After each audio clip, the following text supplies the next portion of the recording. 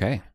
Hello, everyone, to the final episode of the Great Pendragon Campaign, episode 151, the Twilight period for the years 564 and 565. Where we last left off was the fighting against Lancelot and his brokered peace to get out of England. You helped pivotally with the justice decisions for for Arthur and how to handle this. And should he accept Guinevere back, or Lancelot back, or neither, and how to do this? And the answer was to, for the peace of the realm, to allow Guinevere to remain, but to punish Lancelot. Lancelot was given Arthur's mercy to be exiled to France, to his holdings in France, to Benwick. That being said, his mercy does not extend to the blood vengeance claims from Gawain. Gawain has said that the brothers of Gawain and Gaheris and stuff Gaheris and Agravain need compensation. It's a matter of honor, and Arthur is like, true. As a king, I can grant mercy as a king, but as a king, I cannot grant blood satisfaction. This is a matter of honor. And listen, a lot of knights are like, listen, I'm not going with you, Arthur. This is absolutely like, we're done for this. But he's like, no, I'm your king. We're doing this. If there's one thing left in this, this tumultuous kingdom, let it be honor. And people can't really disagree with it. Maybe like one or two, maybe just disillusioned, will go off and retire after all this infighting and war. But I think most of your knights, none of the round table knights that are still around, go away. They're with you, right? The ones that had reservations probably left with Lancelot, right? Everyone else here is okay. But there's kind of this expectation that Arthur's paying for this a lot with his capital as king, and for getting people to do this. Mm-hmm. It's up to you how you feel about it. Whether this is aggravating to you as well, or would you do something differently, like if you were in his shoes? And second of all, would you keep that to yourself or not? Is I think maybe the other interesting step. Yeah. It's like Godwin's I was thinking about it. Like Godwin's in a weird place because his family, who's been killed as part of this blood feud, and has a stake in that. But the Cholderton family has been so attached to the Queen and Lancelot for some time that it's like, well, I don't there's no way to get involved without breaking some kind of bond. Yes. And Godwin himself doesn't have a say love of the Queen like his granddad did. Correct.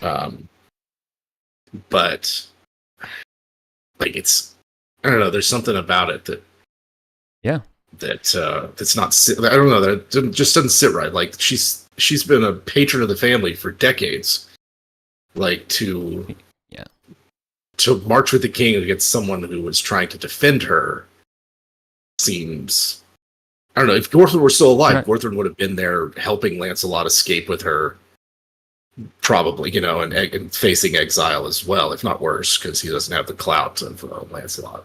Maybe to help inform you, Arthur has not reconciled with Guinevere. Guinevere has basically is taking a sabbatical in London rather than ever going to Camelot. So that's where they are now, effectively.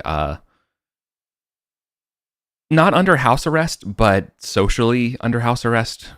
Only the most diehard loyalists to her, who have not left with Lancelot, have stuck around. Notably Sir Kay, the Seneschal of Camelot. All right. I think ultimately we'll side with the king, because that is my highest loyalty. Sure. And Cholderton's steadfast and loyal. Hell yeah. But can we roll to see if you gripe about it? Yes, absolutely. Yeah, like feels bad. Let's really go. Probably not reckless. Do you want to test loyalty to see whether or not you need to blow off steam? Yeah. Yeah, reckless doesn't feel like it. Okay, so let's see. Where's my loyalty? I don't know. Or trusting. Maybe it's just trusting. Do you trust Arthur and how everything's going, or do you? I don't know. But like the question is, do you open your mouth? So I guess maybe it is reckless. I feel like reckless isn't a bad because we're presumably it's like we're in Camelot, we're at the round table. What's left of us, at least, you know. Mm-hmm. Arthur refuses to remove the names around the round table of the knights that left with Lancelot as well. Hey, you passed reckless. Passed reckless. I don't know if any but you're more prudent. Reckless. More prudent. I think Northern's conflicted, like visibly. Yeah. Uncomfortable and conflicted with this. But you don't say anything. Yeah. You just have white knuckles. yeah. On the table. You don't say anything, but in like the group pictures, it's clear that something's wrong. Right, yeah. It's just a perma scowl. Yeah. The medieval tapestry. Everyone's stressed out. Yeah, that's awesome. I don't know exactly how Garrett feels. So I think his overarching concern has always been the kind of continuity of Logris, that of keeping this great edifice together and running, because I think he suspects just how bad things would be if, gosh golly, there were a civil war. But he really does see the feud as central to, or maybe emblematic of, what's wrong. He's lost a family friend to the feud, and I think his sense of justice is high enough where he goes like, this needs to be squashed. It needs to end. This cannot be allowed to continue. And I don't think he thinks that anything has been resolved by Arthur's decision. Arthur's made a decision vis-a-vis Lancelot and Guinevere, and Gareth's just like, and you fuck the pooch on the important thing that you need to throw weight around on. Yep. So the question is, does he keep silent? Because he's had these feelings already, right? And now we had the confrontation, and Arthur's like, Lancelot Guinevere issue now resolved, and Garrett's like, are you fucking kidding me? and if you recall, last session, you literally were like, do I open my mouth and speak my opinion to Arthur, because I know it's not going to be popular? Remember, you made this role about that as well, and so it's doubly so when you say like, oh man, am I going to do that again at this? Back to back. Yeah. Do you remember what I rolled? I think it was Loyalty Lord versus some. Oh, was it Loyalty Lord versus Honor? Yeah, I think it was. No. Let's see. Here, I'm going to say Loyalty Lord to Justice. Oh, you said Loyalty Lord and Just. Yeah. Okay. Loyalty Lord is just like, motherfucker's wrong, but he's king. Exactly. And Just would be speaking up and being like, hey, king, are you done? Loyalty Lord is up there. Yep. That's tragic. Yeah. Maybe you saw how Arthur was pretty mad at the other knights, or maybe not even mad at the other knights. That might even be worse. Yeah. Who are already chafing about going to France. Yeah. Garrett, I think, is He's a leftist who's sticking with the Democrats because you can change it from the inside. That's where he is. I can fix her. Okay. So I think he's right. He's right. He's also white knuckling. Yeah, they're side by side on the tapestry. Indeed, brilliant. Okay, so it's not a lovely spring of 564 when we are journeying to Benwick. We are all arriving in Hanton in Dover for assemblage. Furthermore, we have called in boats from Wessex, so like all of Godwin's greater family and stuff is around here as well, making sure you all are taken care of. So that'd be nice. But by and large, the journey will be uneventful as you're crossing the English Channel. You will be seizing the city of Hunton without bluster. In fact, you're not even called in to do it. Fortunately, they weren't really wanting to fight for Lancelot or this kind of civil war. They're just kind of a city. They're not the actual loyalty part. They're just the stepping stone towards to Benwick. So the mass deployment takes place from there. Now the boisterous amongst you all, upon deployment into France, claim you'll be drinking Benwick's tons of wine within the month. Do you shut them up? Do you let them? Is this good for morale and soldiery? Or do you just, again, keep your mouth shut when you hear this stuff? I think Garrett's too celebratory for the nature of the war that we're in. Like, this isn't... You're overwhelming. Like, this force... Like, think about it. This is basically the combined might of Logris. Yeah. Like, all the remaining Round Table Knights are here. Everyone thinks that this is just an overwhelming force. Even against Lancelot. Even against Lancelot, yeah. I don't know, it feels like both premature in terms of, well, we haven't won yet, and the last time we marched against them last year, and it ended up in a draw, and that was that we were on home turf there. But also just tasteless. Like, this isn't. I think Northern just increasingly becomes more and more just. Let's get this over with. I think we are of the exact same mind. Tasteless was also the word that came to mind for me. And again, I think Garrett would want to like shame the knights who he interacts with who are like that. And be like, is this what you think being a knight is? It's like, drinking wine and gloating over those who never had a chance, right? It wasn't your skill at arms. It wasn't your valor that won. It was the sheer weight of numbers, the absurd disparity. Like what the fuck do you have to be proud of? Sure. This is interesting because I can see this going two ways. One is the double down, or two, but you realize they're just saying this because they're terrified. So you realize it.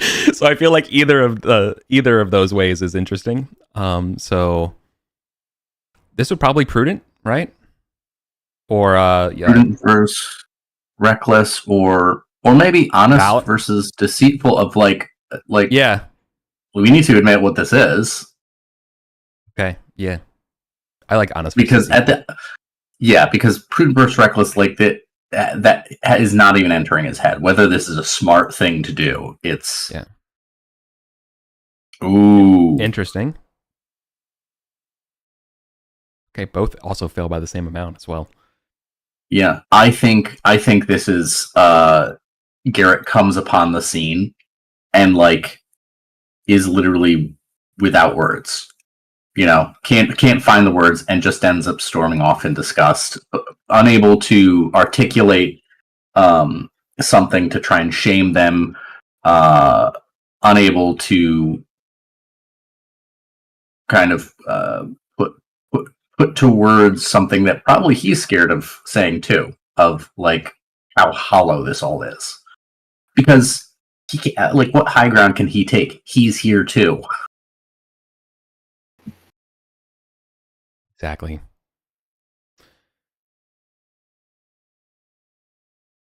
Fair enough then. So then, do we see anything from Godwin on the more like night to night level? Not from the what do you call it? I kind of think like all the level? knights that Godwin brought with him, right? Like, so I imagine there's like the extended Shoulderton family that Gorthrin, set up all those years ago has marched with him because this is a matter of family honor.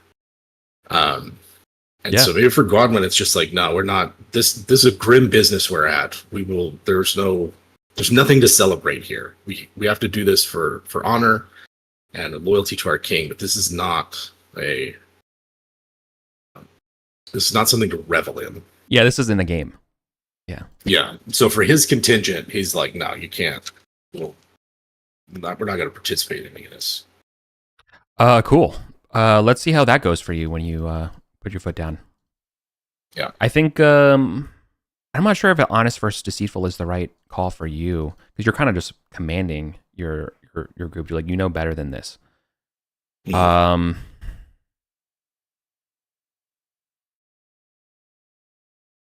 Just? I don't know. Yeah. It's like, just feels not right. It's almost a matter of honor, I guess. Even though it's not a trait, it's passion. But it's like, it's about how to me, it's like calling on them to behave a certain way. Yeah, I can definitely see that. Modesty is an appeal to like know your station. Yeah. Be not proud of what we're doing. Yeah. Thanks, Colin. I see that. Yeah, I like that angle. So modest versus pride. Mm-hmm.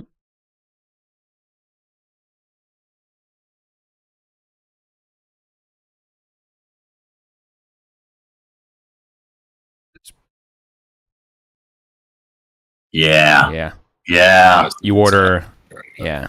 You enforce modesty. Yeah. And the clamor down on the braggadociousness and bluster. Yeah. Yeah, not just the family knights, but all the foot troops we brought with us too. Everybody. Would you want if you're wearing our colors? Yeah. This is also true for Garrett as well. This is also a good moment if there's any folks you think that should be nominated for the round table. Extended family members or the like. Or loyal knights in your house. What do I think of the round table these days? Yeah.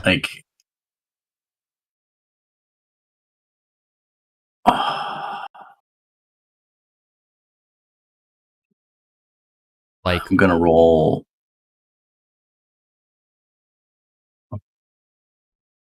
Would Nesta be nominated, Jim? That's what I was thinking. Good. Nesta's a good candidate for that. Her loyalty and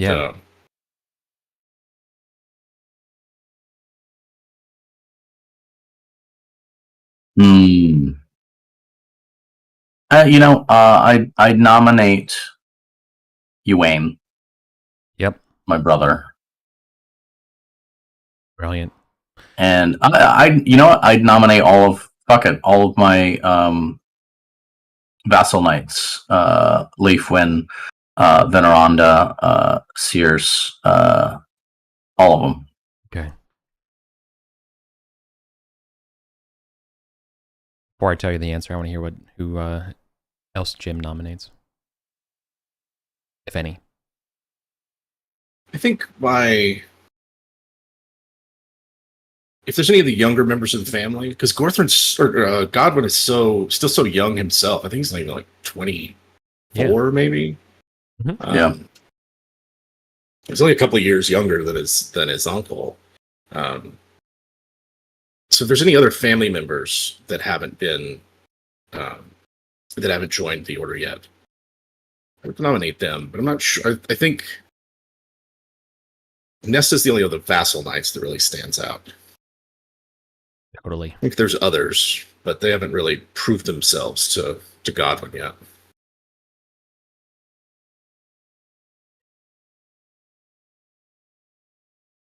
Totally. Okay, and then that's I'll when... be right back. Yeah, for sure. Okay. Well, I think Arthur would allow for Egwene's brother and Nesta. That makes sense. I don't think we're going to allow all of your knights, but I think of as far as seeing them on screen and their actions, I think that's deserving. Yeah. Cool. So then before Benwick, we'll have new roundtable knights. Okay. Benwick.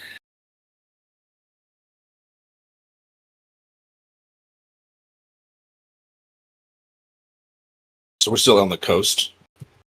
Correct. We haven't marched.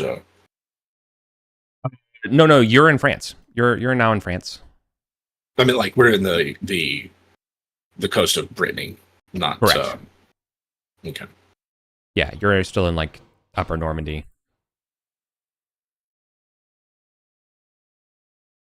All right. I guess somewhere between Brittany and Normandy. You're in the Guinea heartland. Gotcha.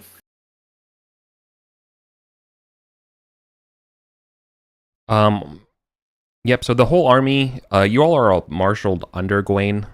Like again, Gawain is the marshal of Logris, and given this is his kind of personal affair, him being the one fully in charge, kind of makes sense. Mm-hmm. But yeah, are we marching straight to Lancelot's castle? Is there any other? Yeah, you're marching the city of Benwick. Okay. Where Lancelot is held, or rules.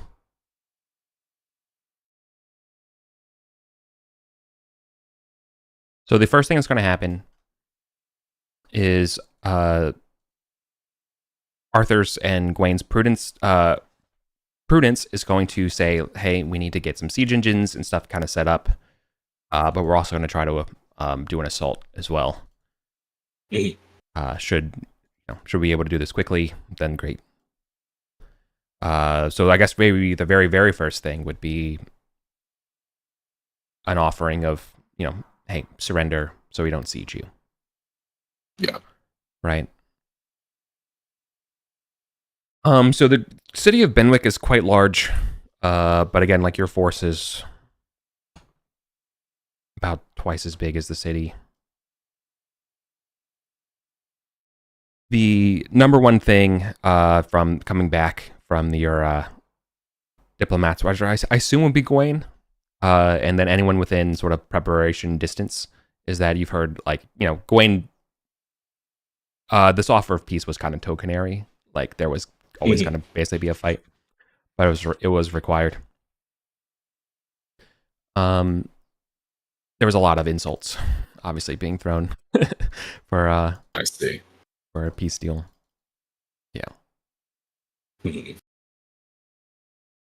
So there is a bidding / let me, in the war council room for who should have the honor of leading this first assault. Yeah.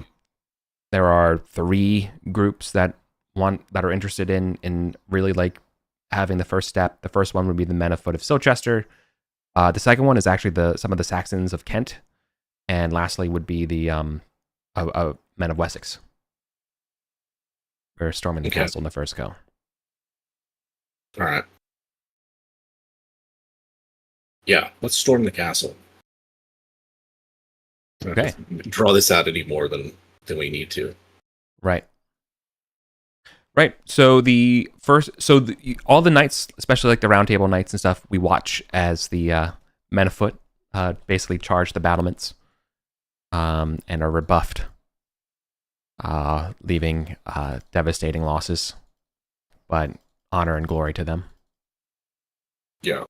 So that's the first day, and then Arthur and Gawain's prudence pays off for having built siege weapons. So now everyone's like, cool, let's put away our swords and spears and ladders, and let's start digging ditches and get these siege weapons up and running. While this is going on, every day around 10 a.m., Gawain will run out to the like through the lines, wielding the banner of truce to have a parley with whoever's on the battle walls, battlements. And again, he hurls insults at the defenders rather than calling for them for peace and reconciliation. Every day, he calls out for challenges for Lancelot. This goes on and on until Lancelot refuses to answer. But a week within the siege, Sir Lionel will appear. Gawain will personally goad him, saying he is the slayer of Urwin,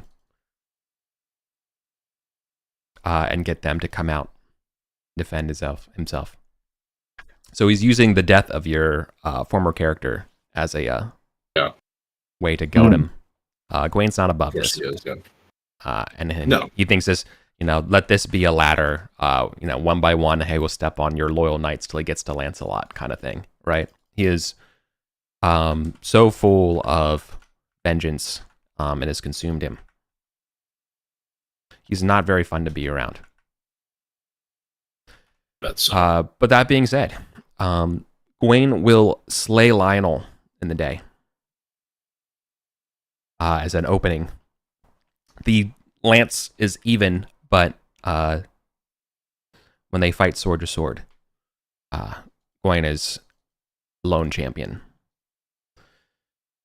Following the death of Lionel, a week later, he convinces Sir Bors to stand up against Gawain.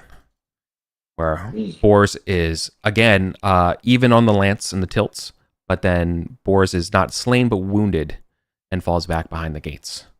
And Lancelot still refuses to be challenged. And that's where we come in. As knights, what do? Are we just going to let Gawain, the marshal of this force, one by one do this? Should we assault again? Or is there a way we can even help Gawain to convince Lancelot? Do you think there's something we can do to help, get Lancelot out of the castle?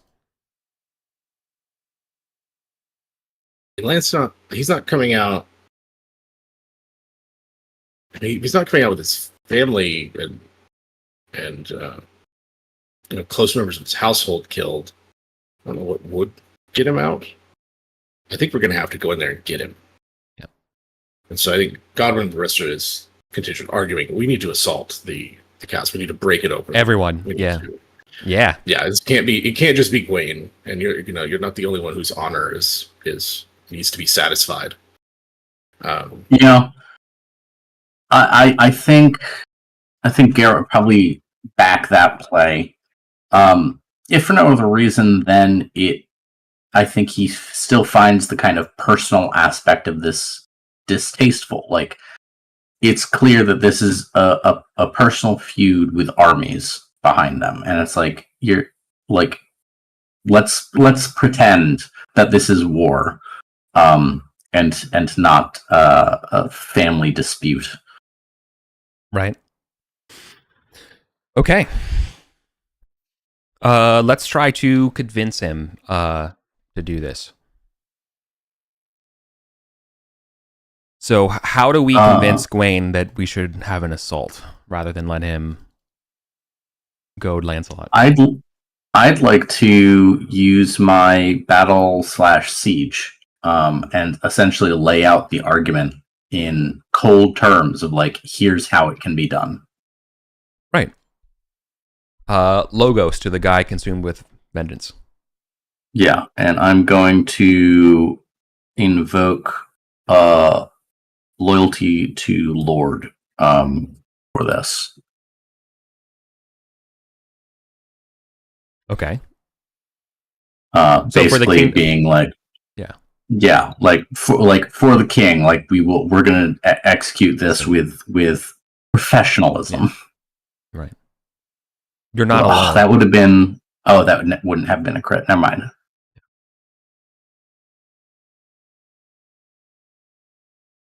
Okay. I will roll his vengeance. Oh my god, you beat his vengeance by 1. Okay. I was giving him a +10 to his vengeance for basically being on this blood feud. Yeah. So I think a 14 loses to a 15 then, or technically a 19, I guess, right? For your bonus. No, that includes my bonus. Check. Okay. Yep. Okay, cool. So you're able to talk sense into him, and that he's not alone. That let this not just while your family's blood has been spilled or whatever, the kingdom is here. We are at your disposal. Do you promise to leave him, Lancelot? It's like as part of this deal, or Because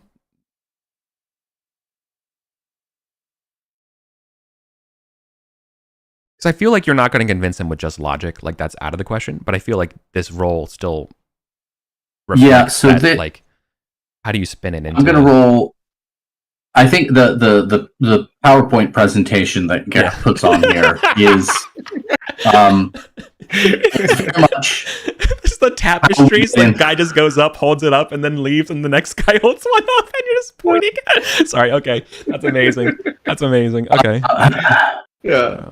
I think it's very much how we get into the castle. It pointedly, there's a noticeable absence of mentioning exactly what happens to Lancelot. Right. I'm going to roll honest versus deceitful about whether Garrett's upfront about, I don't give a shit, and this plan doesn't give a shit. Right.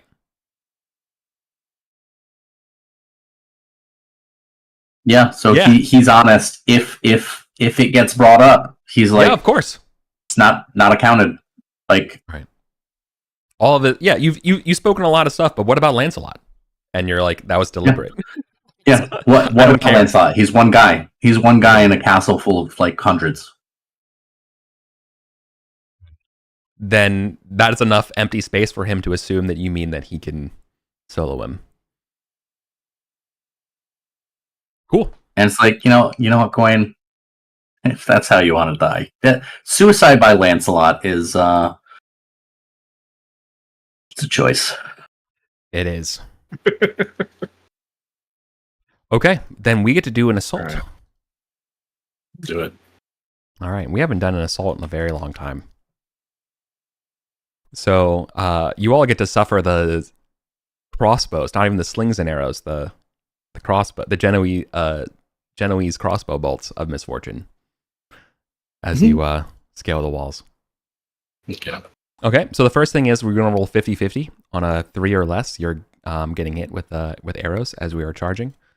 I don't think it matters much about who wins the siege roll for this moment, because this is just like, by participating, you are subject to arrow fire. So nice, 4. You dodged the arrows this time. What about Godwin?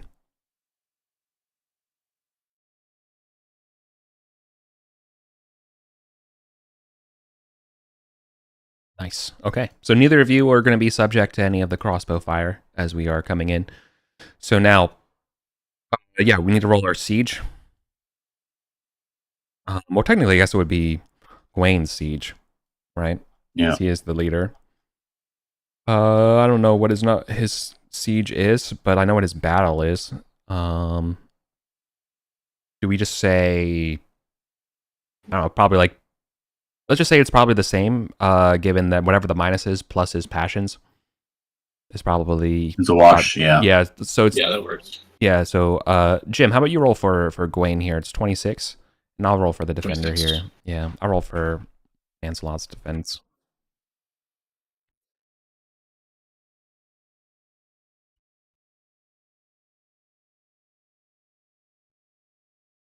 My God. Okay. Can you beat a 19? Let's see. Huh. No. Just Okay. I get 2, 6, 8. Yeah. No. Nope. Okay. Then we get... Okay, so we're not going to break through here, but we are going to have to be fighting and scaling and falling back here. So let's do some... Let's just do some simulated rolls here. Valor. Yeah. So we lost this. Does he really have a battle of 35?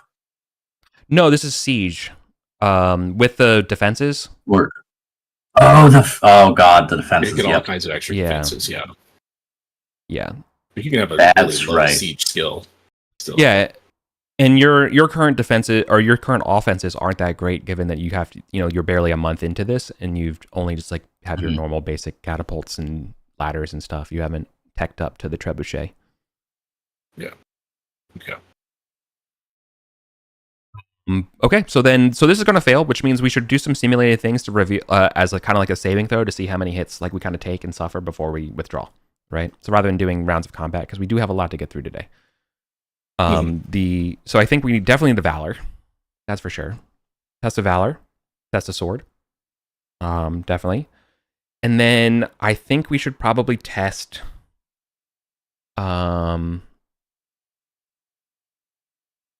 mean, normally it would be like horse and stuff like that, but we're like on a ladder. So I guess, do we test our individual siege, or should we be testing something more of to the effect of Dexterity? Yeah, dexterity makes sense. Yeah. Dexterity. Yeah. Thank you. Valorous. Sword. Okay. Oh, that's good. That's a crit. Some glory there and checks.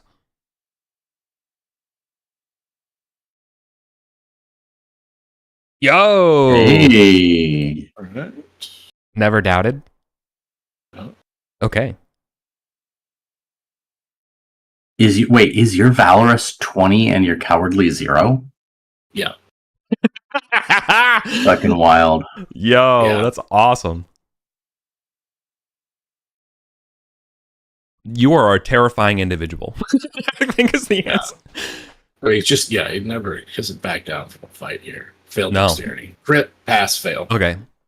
Yeah, so I think what this looks like is that you probably maintain a hold on the walls and then you're rebuffed, right? And probably what this looks like is probably Lancelot shows up, right? Yeah.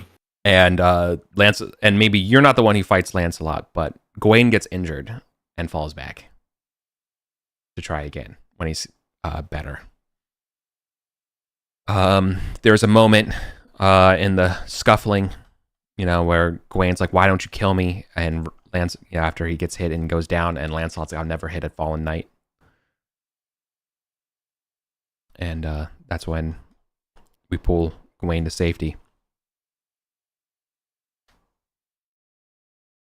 So we get to try again in a month. So our wounds would be healed. So nothing dangerous here, but one fail, I think we should probably represent a little bit of damage. Yeah. So this would be damage that gets through your armor. So I can just roll a D. I think for just one fail here, I think just a simple D6 roll, just to show like these are the bruises or what, Yeah. Yeah. Nothing wound worthy, but enough to knock down your max HP. Yeah. All right, 3, which is my healing rate. Yeah. Exactly. Great. Cool. 1 week later, we will resume the battle, and we'll do this assault once more. So we're going to do our sieges again. Only this time you're getting an additional +5. So now we have the ditches dug and more and more weapons to bear. Sure. All right, here's Gawain's 15. It's time around for siege. Damn. Okay, valor, sword, and dexterity again. Do it.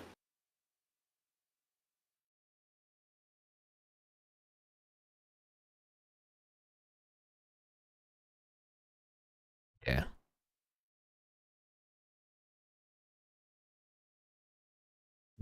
Fail on dexterity. 3 pass. Okay. Then you'll take a D6 wound.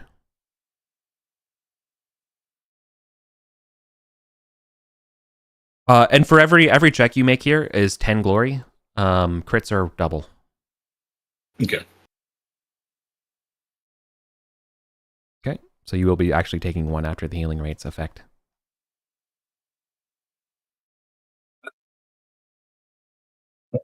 If you passed all, so I've got 60 because I passed all but 1, but I also got a crit. Yeah. And what's this battle? The Battle of Benwick. This is the Siege of Benwick Castle. Benwick Castle. Indeed.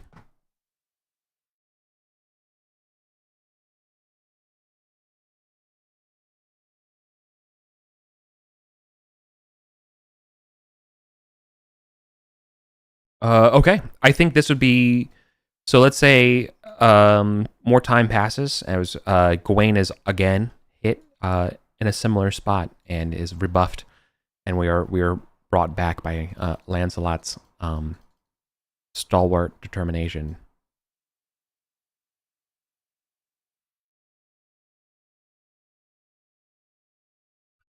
Okay. Yeah. So to keep things going, there is going to be a moment during the siege where I think some of you all will need to make decisions when you're foraging to keep the siege going, and whether or not you'll be taking food from the peasantry. I feel like that's probably an interesting moment here, because obviously there's effectively loyal peasants, in the towns, 20 kilometers away, and so that you're out there, like you need their grain stores or whatever they have, right? That Lancelot basically hasn't taken. Do you hunting is not enough is effectively what I'm getting at, right? You've been here, your force is too big that you've hunted, right? So now you need more. So you're looking around, and you're tasked to find some. And now you found a town that has some food. And so the question is whether or not do you take it or do you keep looking from the peasantry?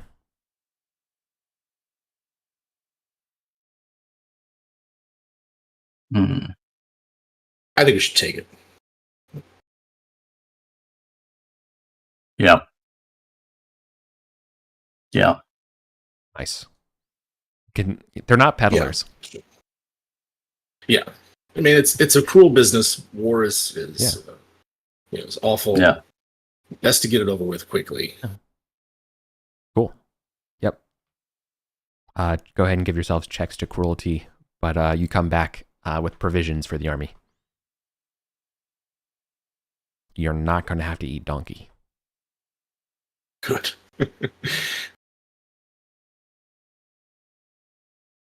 Okay.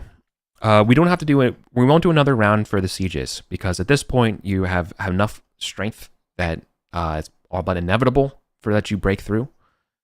But as that happens, then as you guys are fighting, so instead I just need the sword, the dexterity, and the valor checks again from you all.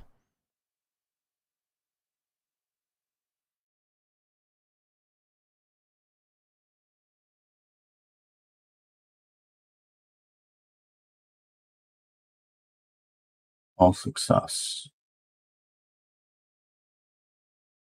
3 pass. Nice. Right. So this is good. So this is definitely a breakthrough. Yeah, you all are you've basically captured the first ring kind of around the castle, right? They have fallen back to the bastion. And that's sort of where we're at now. And this is when we can get into the Gawain versus Lancelot business for this moment. And this is finally Gawain's able to convince, after taking this first ring, that for Lancelot to come out and really say, you'll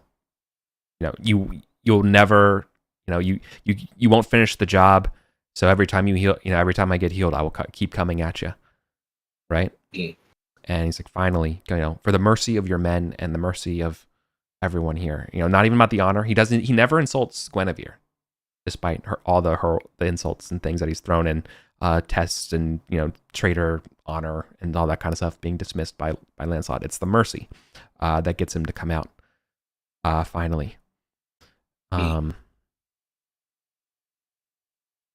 So this is the so for the third time they will have a fight, but this time it's full on Lance versus Lance for the get go. So we all kind of make space in the city to watch them duel. Yep. And in the morning, Lancelot's on the back foot. Queen is winning, but by the afternoon, the Clash of Titans, Gawain, his mighty strength wanes, and he goes down again. And again, he demands to be killed. And again, Lancelot spares him. So they won't even finish the siege.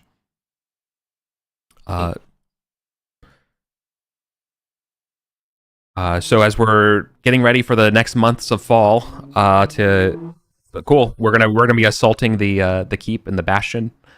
That's when we get a strange message from the coasts. Had a messenger from the mainland bearing a dire message that Mordred, the regent, has proclaimed himself king as King Arthur is dead.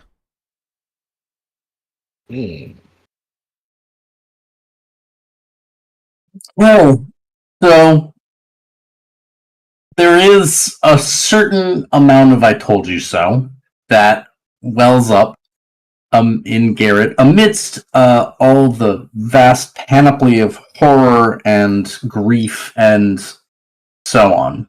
Yeah. There's probably also a little bit of relief of like, oh, thank God, the worst has happened. Now we can move on.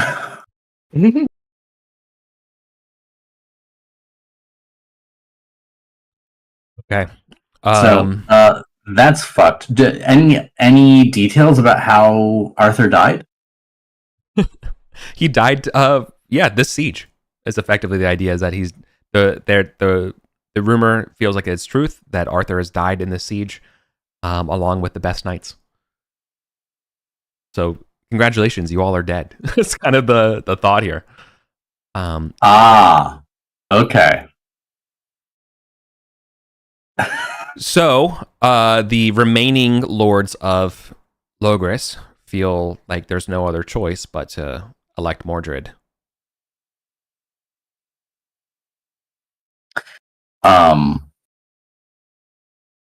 Yeah. Absolutely not. Yeah. Yeah, no. And Mordred furthermore has promised to wed Guinevere for continuity's sake. Gross. Yeah. Super fucking gross. Yeah. The messenger is also not just a messenger. It is the Archbishop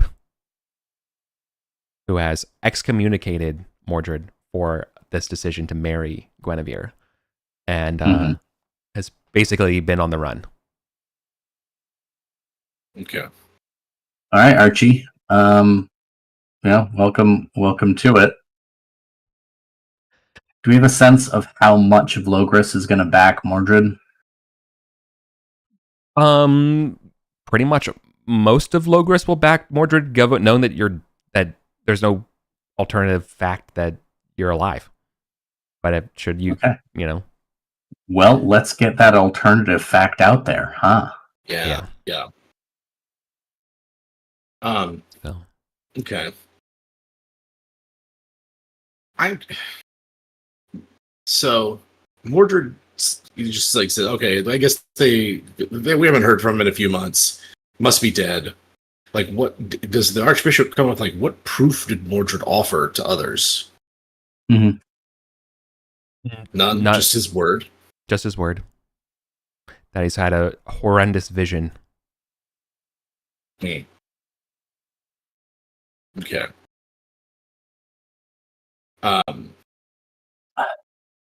All right. Yeah. That King Arthur. We need to march back, like, regardless of what's going on here, right? That this very battle that you're in the midst of has been resolved, with King Arthur, Sir Gawain, and the rest of the Round Table Knights slain by the traitorous Lancelot. So Mordred is like, listen, until Lancelot's slain, I will be ruling, and we can build up and finish the job for the sake of the realm. So now the question is whether or not we continue the siege or we go back at once. And that's where we come in. We gotta go back. Yeah. We gotta go back. This siege sucked from the beginning. The stakes are the stakes are too high to not go back. Yes. We leave an enemy behind us to march back to Logris. Like, will they just let us leave? Or when we try to leave, if we try to break the camp and move, will Lancelot and his followers harass us, attack us? I don't think they're aware of what's going on. Do you want? I don't know. Should you inform them? I think that's probably the first. Let's start there. Should we inform Lancelot and their group of what's happened? Yes.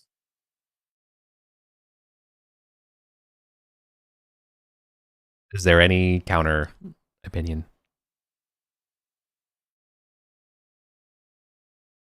I don't know. I mean, like Lancelot, it's the everyone else that Lancelot has around him, right? Like I think we could probably trust that Lancelot would, like he hasn't, he's just trying to endure this and ride out the siege, right? Like he hasn't, he's only given in to Gawain's provocations once. But who else? Like is Sir Bors still alive, or the rest of the De Guinnes? How many of them are left? Because they won't let us just walk away, I think. But we don't really do we have even any idea of how many are left or who's alive on there in the castle? Well, we know that Lionel's dead. You've seen Bors fighting wounded. Yeah. But yeah, I think for the most part, the Round Table Knights are still alive. Yeah, I don't know that they're necessarily in a position to really stop us. But yeah, if we just pick up and move, but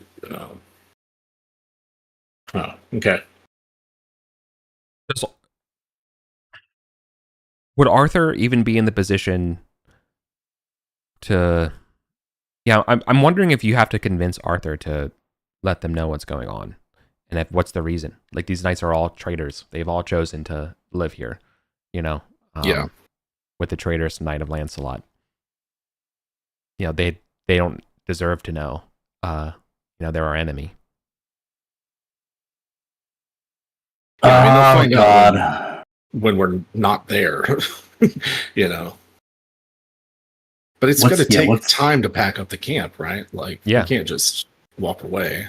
There's a lot of decisions. So the most reckless decision would be to go back at once. Basically, whatever boats we got, and we sail through the fall and winter, and whatever weather be damned, and just get back as fast as possible, right? The most prudent one would be continue the siege, wait this is all done, and then go back whenever that is. The middle ground would be like, let's conserve our strength, stop fighting, and go next year as soon as it's warm. Would be the third option, or something between all of them that you can propose. That's sort of like the idea, as I see it. Yeah, and you're part of Arthur's war council, so. To taking the bastion, right? Yeah. I think we got to finish this. We got to see this through. Hear me out. Can't cross the channel in the winter.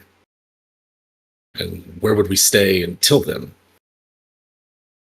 I think that's Godwin's position. Just finish this.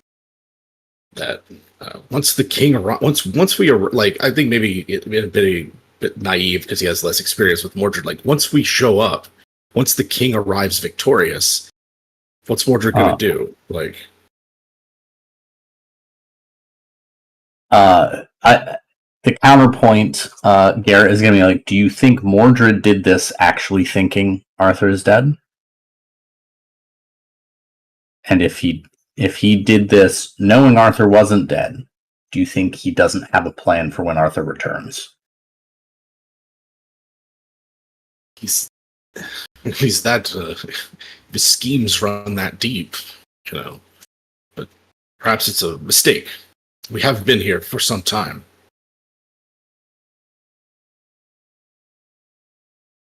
He said that he was going to marry Guinevere. I mean, I think that right there is our leverage to Lancelot. Oh, I mean, of anyone in the realm, can you imagine a knight more invested in making sure Guinevere doesn't marry her stepson than Lancelot? Yeah. what concessions might he make to free up the king's army to stop that? That's true. That's true. Will they put aside their blood feud? Like, will Gawain allow Lancelot to march with us? Or you're just talking like let us go unopposed, right? Yeah. But also, like, I wouldn't say no to Lancelot on our side. Sure, yeah. Garrett knows how close to like treasonous talk he is right now. Right. This is kind of closed door conversation because, God, it's going to need some real spin to it if he says this is public. Yeah.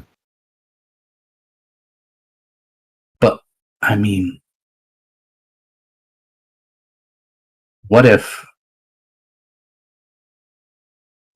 the king doesn't know? What if Gallon doesn't know that Lancelot will be marching with us? Keep that from him. Knight of the Black Waters. Will Lancelot march or ride with us anonymously? I think we could ask. These times of divided loyalties. Yeah, No. It feels gross. Everything about this feels gross. Yeah. But I mean, we have to outmaneuver our own fucking king for his own good. Yep. And you're making these decisions while basically Gawain's unconscious from his wounds. Yeah. Yeah. So. And I think Garrett would recognize and be like, and now is when we do it, right? When we have the least resistance. Yeah. So, Okay. how about this? We ask if we can send someone to parlay ostensibly. We want the king's permission to be like, hey, we're going to go deal with this other thing that you have a vested interest in us doing, so just let us go. Like, this isn't over. That's what the king thinks the message we'll be delivering is. Okay. The message we actually deliver is, this is fucked. Yeah. Probably a we are hostage going exchange. to go deal with this. Yeah, hostage exchange. Yeah. This is fucked. And make the offer of like, hey, do you want to be the Knight of the Black Waters? Like, I know you want to help. This is Guinevere. brilliant. Okay, here's what you got to do. I'm going to give you the strategy for this, because I feel you're in charge of the hostage exchange, and the knight that you're dealing with is the Round Table Knight Palamedes. I like Palamedes. Yeah, exactly. Yeah. So that's exactly the part that I'm with. So let's do Palamedes here. You have to make sure Palamedes trusts you to deliver this message. Because I feel like as a hostage, Palamedes, you feel like you're gonna be like, listen, I like you, Palamedes. Here's what's going on. I need you to deliver this for me through the inside, through this exchange, right? And like, what can we do? Okay. Yeah. So let's put a face to a person in the way here for this plan. How do you convince Palamedes to go along with this, and how do you appeal to their sensibilities to do this? Because it's a great plan, and I think it absolutely could work. But how do we just convince Palamedes? Remember, he is he is the Saracen knight. Yeah. Who got him in trouble with Tristan. Yeah. I think we could appeal to his sense of honor of like there is no honor in what's going on here, but absolutely it is honorable to go save the queen from Lord Incest back home. And that this kind of thing might be the crack in the wall that lets us heal the divide. I would be prevailing on his sense of personal honor. Okay, I feel like that would be a tough road, but not impossible, because he has chosen love over honor when he sided with Lancelot. Right? Okay. Well, then maybe love is the... Yeah. He doesn't disrespect honor, right? Like he still has, but he just is choosing to follow love over honor. Right. And loyalty to the king. That's fair. In that case, maybe we play up the love aspect. Maybe we play up that this message is like a kind of treason to the king, and we are putting ourselves at risk, our honor at risk. You love Logren. The kingdom. Yeah. Yes, you love this fucking kingdom. Now help me, fucking Mr. Knight of Love. Yeah, that's sick. Yeah. You can imagine that. Yeah, I can see that. Yeah. Okay. Cool. Yep. I'll reach deep back to Gareth, who had a terrible reputation for being a conniving motherfucker, which he made peace with because it was how he effectively helped Salisbury. So yeah, Garrett will be like, so De Winterborn Gunnet tradition of appearing to be a duplicitous asshole. That's why we have the Knight of the Black Wars in the first fucking place. Yeah.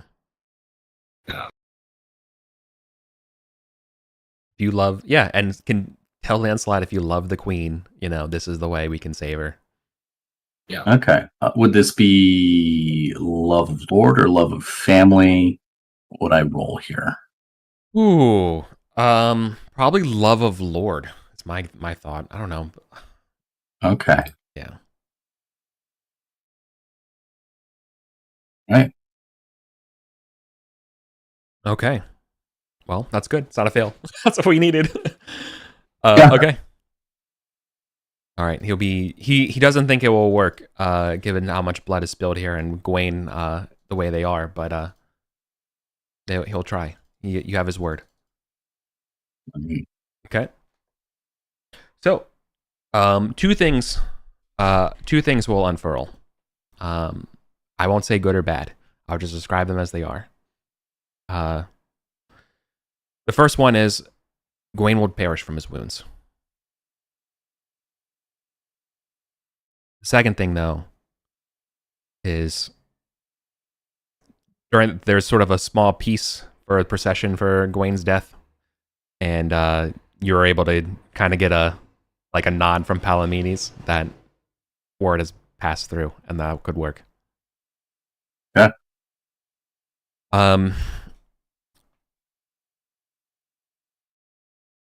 With the death of Gawain, the siege and the blood feud as well is somewhat abated. Now, obviously, a lot of the Guinea family don't feel that way anymore. Obviously, they've lost, and so they're not exactly super happy. Going back the other way. Yeah. That being said, they're looking. Everyone here is kind of looking for an out from the siege now. Now, I'm not saying that Lancelot and everyone should be exonerated or anything like that, but more just listen, we'll just leave them there or whatever, and we can get out, right? Given the matter of facts. So I think if you all have something planned, I would love to hear it, because otherwise, I think what's going to happen is for the remainder of the siege, I think it's going to be probably too late to risk going back to England. I feel like we're probably just going to have to bunker down here in France, but the siege will also be kind of at a truce and say listen, fine, you all can just be, blood feud's been decided. We've lost, the king needs to bury his cousin. Or nephew, sorry, and and that was the end of the. Let's just let this be where we call it, and I don't know. Do you all agree to that? Do you want to push it one way or another? Do you want to expedite? Should you say screw that? We need to go home immediately. No, we kind of. I think it would be a horrible idea to run home. Yeah. I'm curious if it's a good idea to send someone ahead to see what things are like in Logris. You know, like not go to Camelot, not try to announce, but just how dire is it, and then we could meet them when we, you know, like they would meet us wherever it is we land whenever we return in the spring. You know what I mean? Mm-hmm. Mm.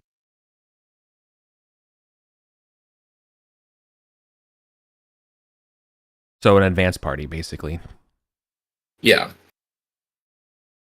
Yeah. I feel like the best people to do that would be the people with the boats. That'd be your family. Yeah, I was gonna.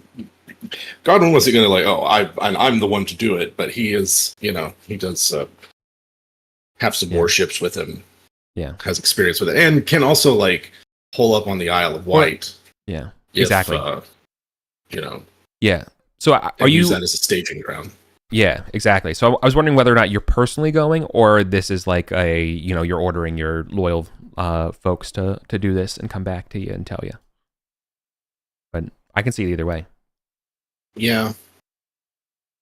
What I want to avoid is like we show up and it's someone sufficiently like noteworthy enough that Mordred would have to respond. Like if it's just stragglers from, you know, like yeah. But mostly I want to send someone people we can trust and who will try to figure out what's going on in the kingdom. Like what is the mood of it like, you know? I mean, we could use this as an opportunity to plant some false information, right? Have it appear to be stragglers being like, oh, we fucked up on the continent. Mm. Something that isn't a threat to Mordred, where he might go, oh, I guess the siege went more poorly than I lied about.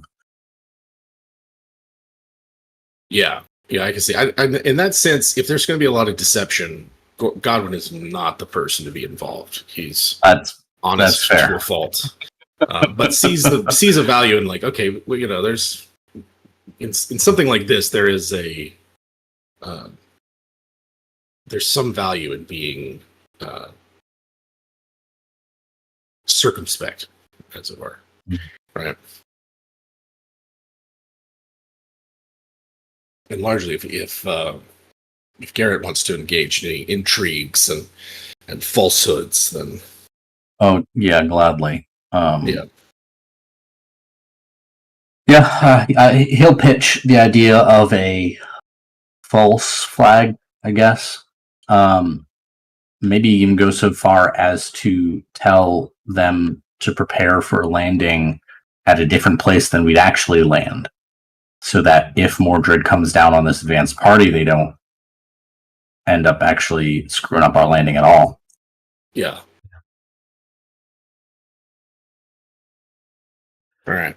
So here's another twist to this situation that I should probably flag. Do you know who would also want to be part of this advanced party? The Knight of Black Waters. Ah, son of a bitch. Yeah. You have unleashed the monster to give them cover to once again save Guinevere, who they thought they would never ever see again. Given everything. Yeah. You've given them one more chance to save her. They will swim if they have to. You know what I mean? How long would Lancelot have to fuck shit up on his own before the main force arrives? As long, I mean, assuming it takes like I think generously it should probably be like 2 weeks to travel across the. I don't know if it's days, but I guess with prep and stuff, maybe it's longer. Go across the shore, then you gotta ride to London from Wessex, so that would be like at least a month. Mm-hmm. So give him a month to fuck around. No.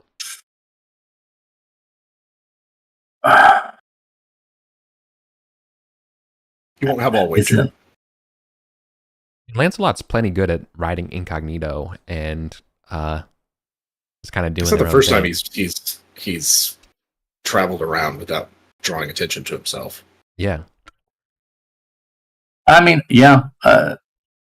Look, we Knight of Blackwater's Gambit. We gotta just let it play out. Mm-hmm. You open this can of worms, and Yep. Cool. So so everyone now just assumes that Lancelot is quietly, morosely pining around their castle. But right now, how many knights know? I mean, ideally 3. 2, right. Me, Godwin, and Palamedes. Yeah. That if we even let Palamedes read the message that he was passing along. Yeah, I think they would have insisted. They are not.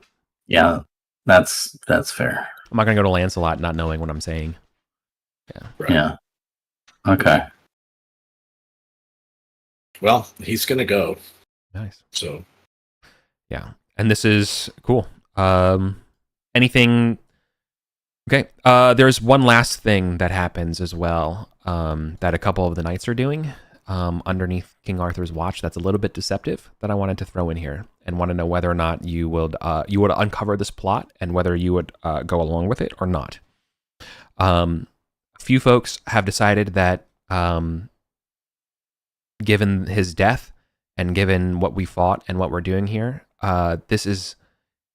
it's an ugly way for Gawain to die in a way that it should have been. I don't know, just a way to make him look a little better. And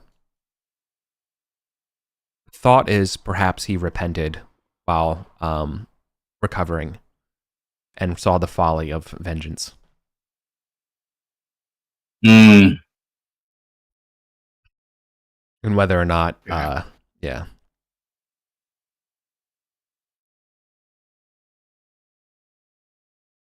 Are you fine to just let that happen and let the knights do their thing? Are you gonna say, cut that shit out? He was, he would kind of, we should be honest about him, or what? That is a good question, because there is something cautionary in the truth, I think.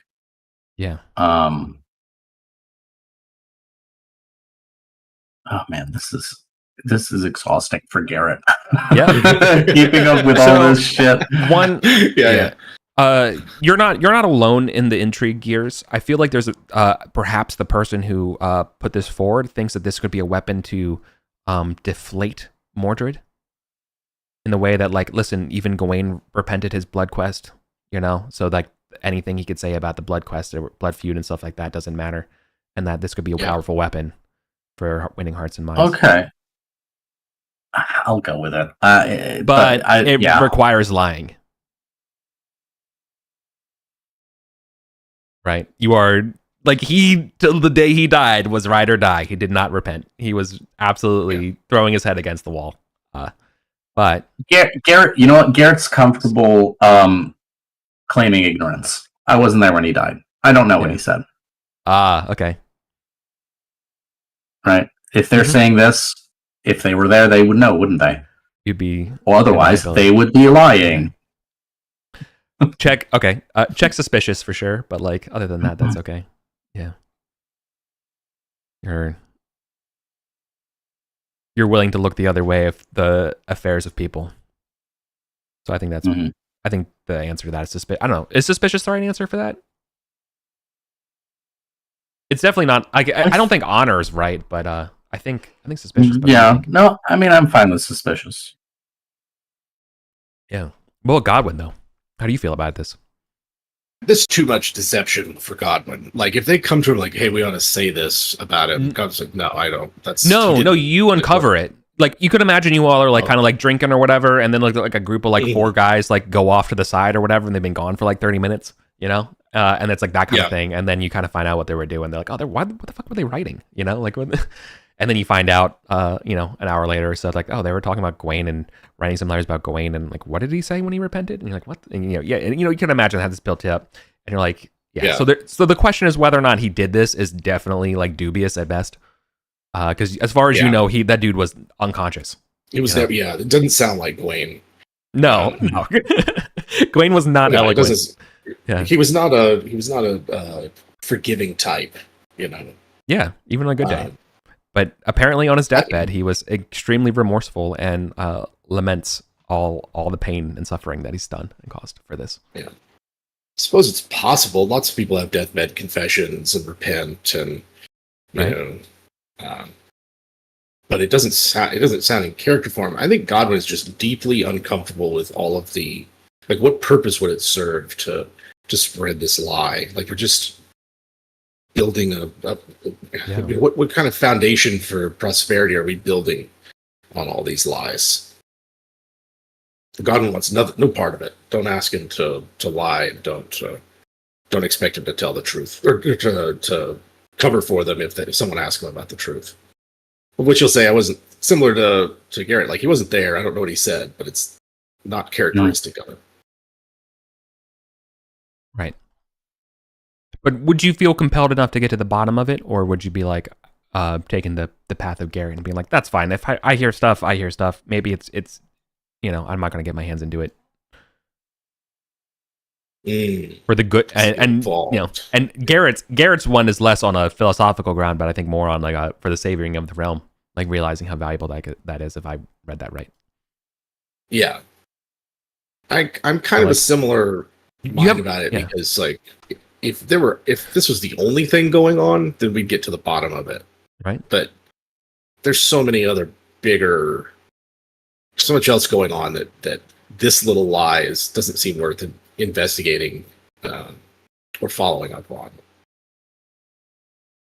Well, who knows? They're going to bite Godwin in the ass. Mm-hmm.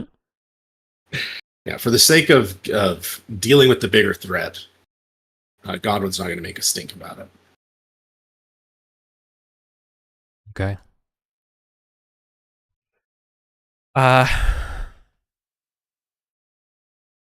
Very well. No stink will be made.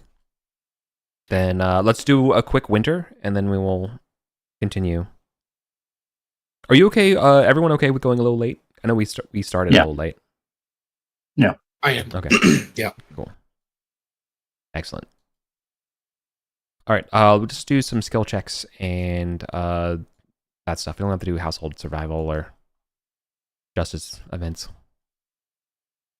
Or just any last minute level ups. Okay. Let's see.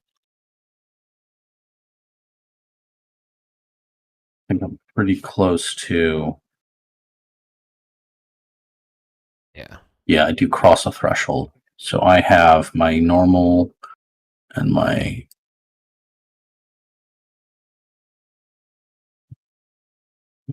Just goes up by 1. Look at that. Hey. Cruel does not. Suspicious does. But understandable. That one. These are not trusting days. No. Loyalty to the Lord doesn't go up. Sword doesn't go up, and then I roll siege. Siege does go up. Right. So. And then I think that's it. Yep.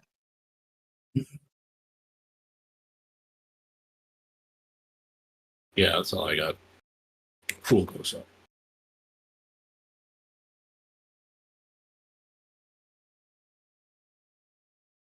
Just both of you, the Cruels and Siege.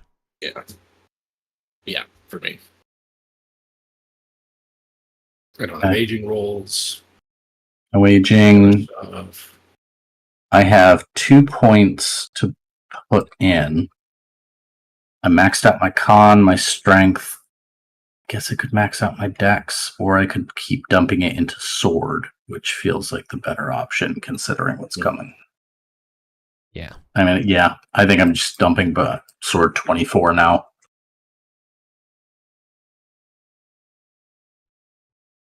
Makes sense. We're in the end. We are in the end game. Yeah. Let me just roll for my courses. All of them survive.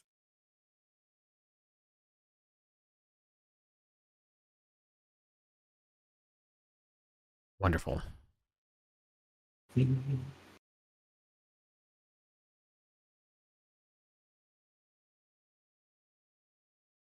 Okay then. Jim, have you spent your glory as well? Yeah, I didn't pass a threshold, but training practice, I raised my two-handed. Yeah. Perfect. Okay. Then, so the advanced party and what we've learned so far, before I forget that part. Mordred is consolidating power. A lot of the kingdom is just in kind of dismay and shock and grief for Arthur's death. You obviously have not heard anything back from the Knight of Black Waters, who is shot off like a rocket looking for Guinevere. Now that being said, you know that you've also been hearing that this year Mordred's been going to be calling up as many foreign mercenaries and types to help preserve his rule. So I think at the end of the day, he knows that Arthur knows. Mercenaries, huh? How many mercenaries could I get for 100 Libra? It's. I think you could probably order some from France here. You can come back with you. Yeah, fuck it. Empty the treasury. France is full. Yeah. France, given that they were willing to sell a castle to Lancelot for prospectiveness, I'm pretty sure they're willing. They have plenty of guys who'd be willing to fight for you for coin. Yeah, right. Refill the ranks at least. And I think the last and most important part, though, is that what Mordred's doing to hold power right now is that he is giving huge, vast amounts of fiefs to his loyal folks, and basically unlanding those who doubt him. Okay. A lot of the Wales deacony stuff is all going to his most vocal supporters. Right. Basically, the vacancies left from the houses that fled with Lancelot, or just the deacony Wales sides of things, not necessarily Brittany. But I'm sure he's throwing in those titles too. Right? He's doing this in as lawful a way possible. That's why you think maybe the marriage part is a legal reason, right? But right now everyone assumes that Arthur is dead. Well, is there a lot of support for Mordred amongst just the minor, the knights and the different earls and I wouldn't call it. No, it's more apathy. There's less support for Arthur as well as Mordred, and so in this sort of morose state, those who are most cunning will throw their weight with Mordred. I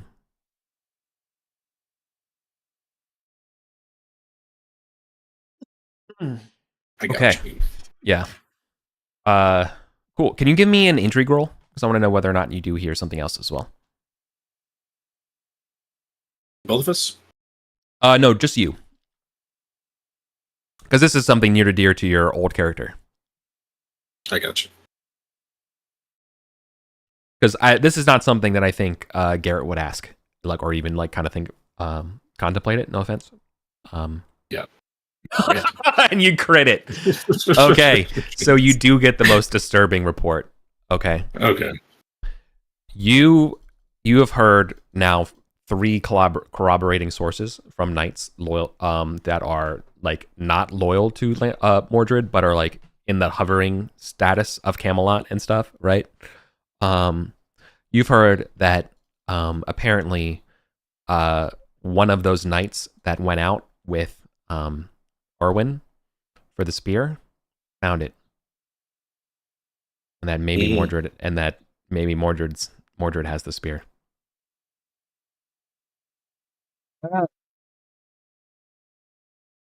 Yeah, Garrett would not give a shit. Colin does. Yeah, that might be it. Yeah. Okay. So one of them is found, and Mordred might have it. Yes. Mordred might have demanded it. Yeah. And that might have been the reason for their bold.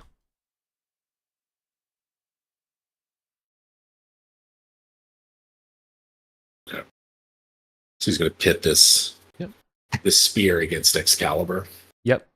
And he's going to right the wrongs of his of Arthur. That's the point. Arthur made all these mistakes, and Mordred's going to fix it. Yeah, with the spear. Yeah, which always it will point towards destiny, right? Yeah. So. Okay. Well, I'll let our war council know that. Yeah. Like Mordred believes he's got this weapon that can defeat Excalibur. Yeah. And now that we still haven't seen the king draw it in decades. Yeah. Right? Like, exactly. He carries it. It really is an Excalibur at this point. Yeah, sure. Yeah. All right. Yeah, I guess God will come to my uncle believed it was a holy relic, that it had power of itself, the spear.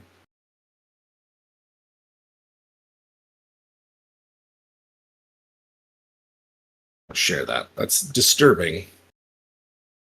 It's an ill omen. Yeah. What could a spear like that in the hands of such an amoral, calculating person?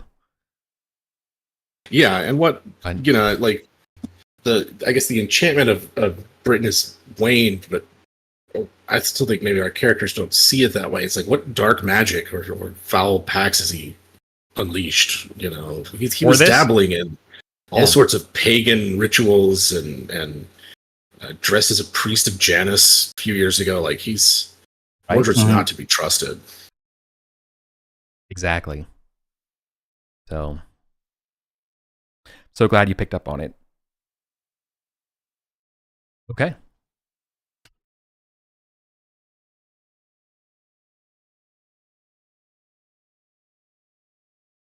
So springtime will come, and we will land at Dover. So you have finished hugging the Brittany coast. The white cliffs in view, breaking against the large blue sails of Godwin's ships.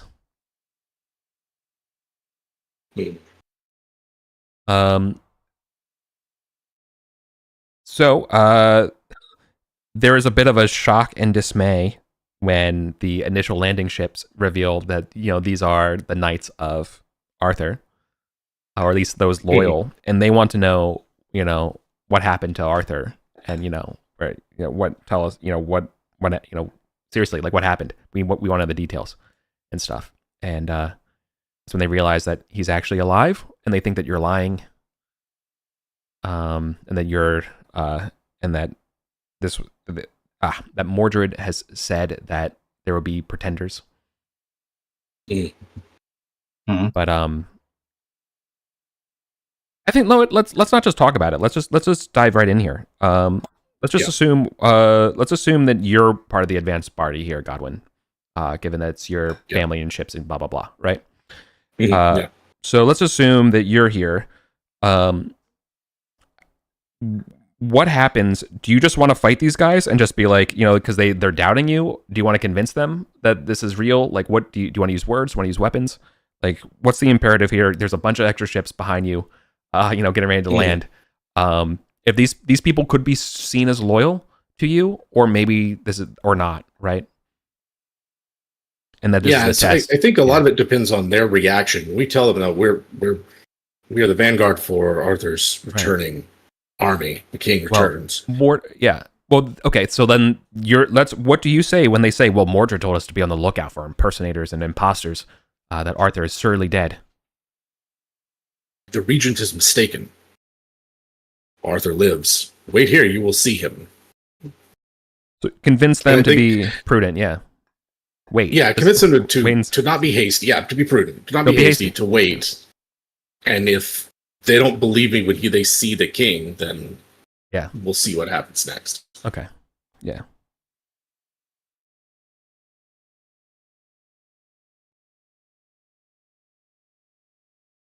Okay.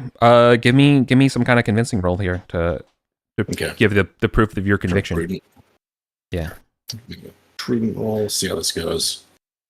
These are you're not talking to knights, right? You're talking to peasants. Yeah. Like your dock worker folks and things, around. Like you can imagine sort of like the crowd of city folk who are, helping you with your ship and things like that, and maybe a couple armed men at arms, not folks that carry swords but not the words or the chivalry, oaths.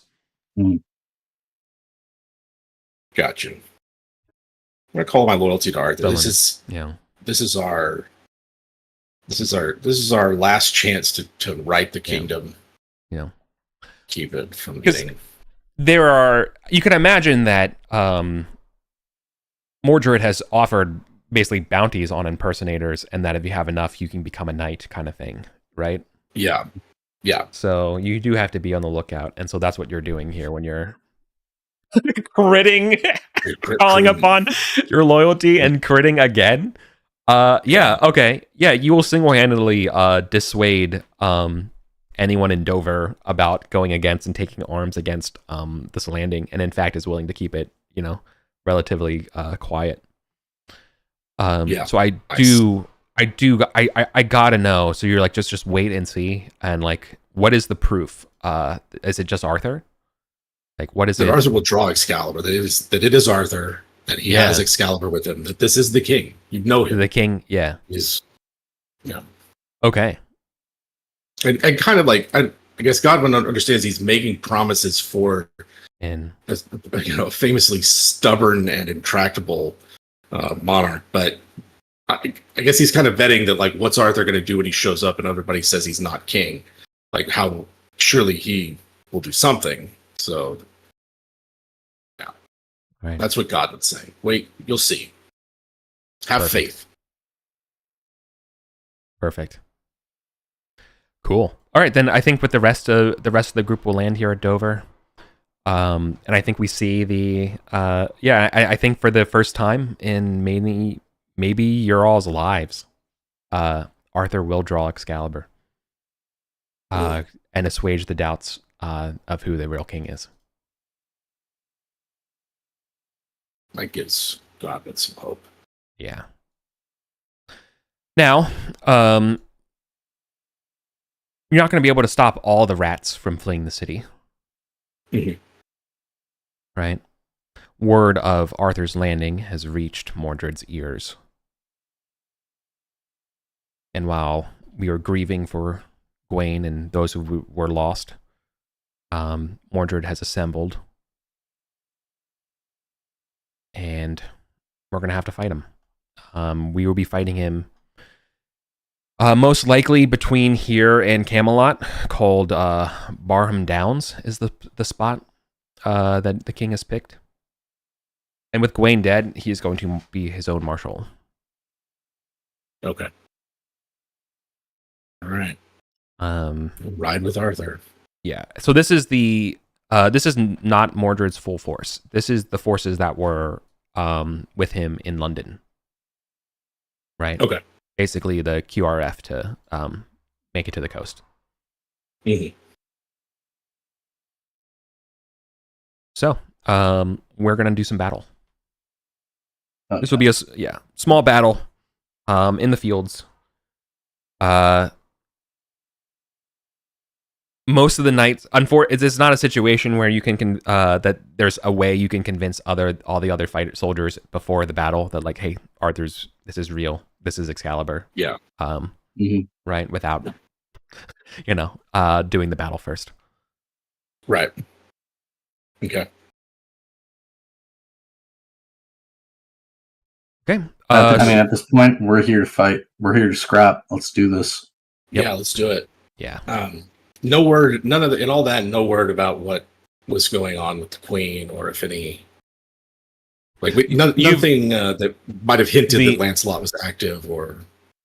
The only thing you've heard is that Mordred. Well, you have heard that the queen and Mordred are not married.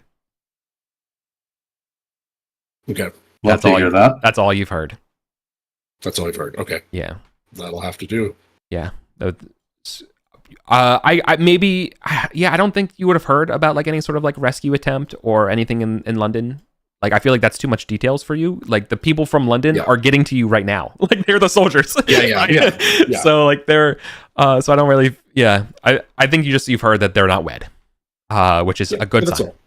So you're fighting with hope in your hearts as we enter the Battle of Barham Downs. Certainly. Colin, can you roll for King Arthur? And Jim, can you roll for King Mordred? Arthur's battle is 26 and Mordred's is 21.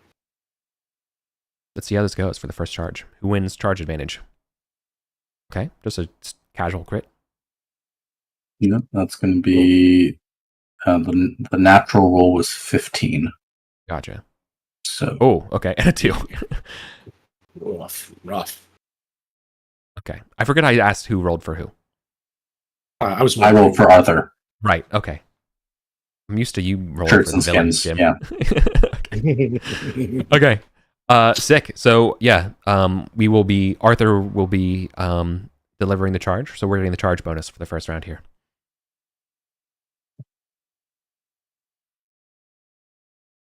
You're going up against British foot soldiers and men at arms, not knights. Okay. I'm going to invoke loyalty to Lord on this first charge. All right. So that's a first charge bonus of 5 plus 5 for the passion, and this is on lance, not horsemanship.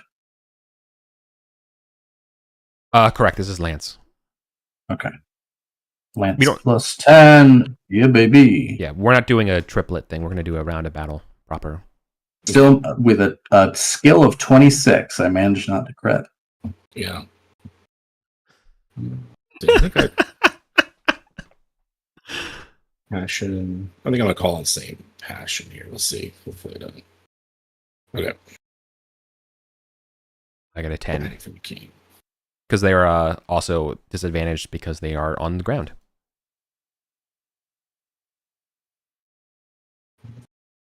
Full damage. +5 for the charge bonus. All right. Yeah, it'd be double damage, for the charge bonus. And 7 against Jim. Oh, it's double damage on the charge. Yeah. I thought it was only a crit. So would a crit be like... Oh, I'm sorry, a charge does... No, I'm sorry, I misspoke. You're right, because I was looking up stuff. It's horse damage on a charge. Crit is double. Right. Okay. Sorry. There you go. Okay, there's one. That beats my 7. And the 12 definitely beats the 10. We're doing good. 18 damage. That's 2 1s. That is paltry. Love it. Okay. Does even break your lance? Or odds? Odds breaks the lance. Matter. Let's choose odds. Sword. Okay. So I still have a lance. Okay. But yeah. All right. So we're clashing. Literally twice my damage. It's a charge. Okay. Lovely. I think 36 is going to be enough to obliterate that guy. The guy has an HP total of let's see. I mean, with even though they don't have the knightly full plate. With 18, they're taking 18 damage and they have 29 HP. Like, that's more than their major wound threshold, and they're already in they're in unconscious zone. Yeah. They're didn't have the crit. Yeah, they're already just straight up in the unconscious zone anyway. So like, I basically just have to make a single like endurance check just to see whether or not they're down. Yeah. Nope. Technically, Jim, they're not down. What kind of horse do you have? I wish they were. I'm still riding one of my elf blood chargers, which has 8d6 lance damage. Got it. I was like, because I know the armor upgrades over time, and I was like, wait, I think there different breeds of horses get introduced, but I didn't know if that, if I had access to those yet. But you're right. You got the elf blood stable. My elf blood just makes me hate Saxons. Like, well, you're about to supplementing his forces are Saxons, so get ready. Oh, love that! Love that. Saxons from not Kent, but Angle, the East Angle, the northern part. Yeah. Okay. Right. Cool. So there's a clash. The battle is going remarkably in your favor. You are just obliterating this force, and Arthur wielding Excalibur as well, with the bright light shining to your backs once more, makes everyone feel younger. You know, not mechanically, but just this feels like one of the last. You know, yeah. Yeah. I feel the honor of an old age casting forward from the dark night of history. Indeed. Okay. Are we fighting valorously? Are we fighting prudently? Are we fighting recklessly? Valor fucking valorous. I'm not sure I'm allowed to fight anything other than. Yeah. Like, is it like one of those, if you have above a 16, you're compelled? Pretty much, yeah.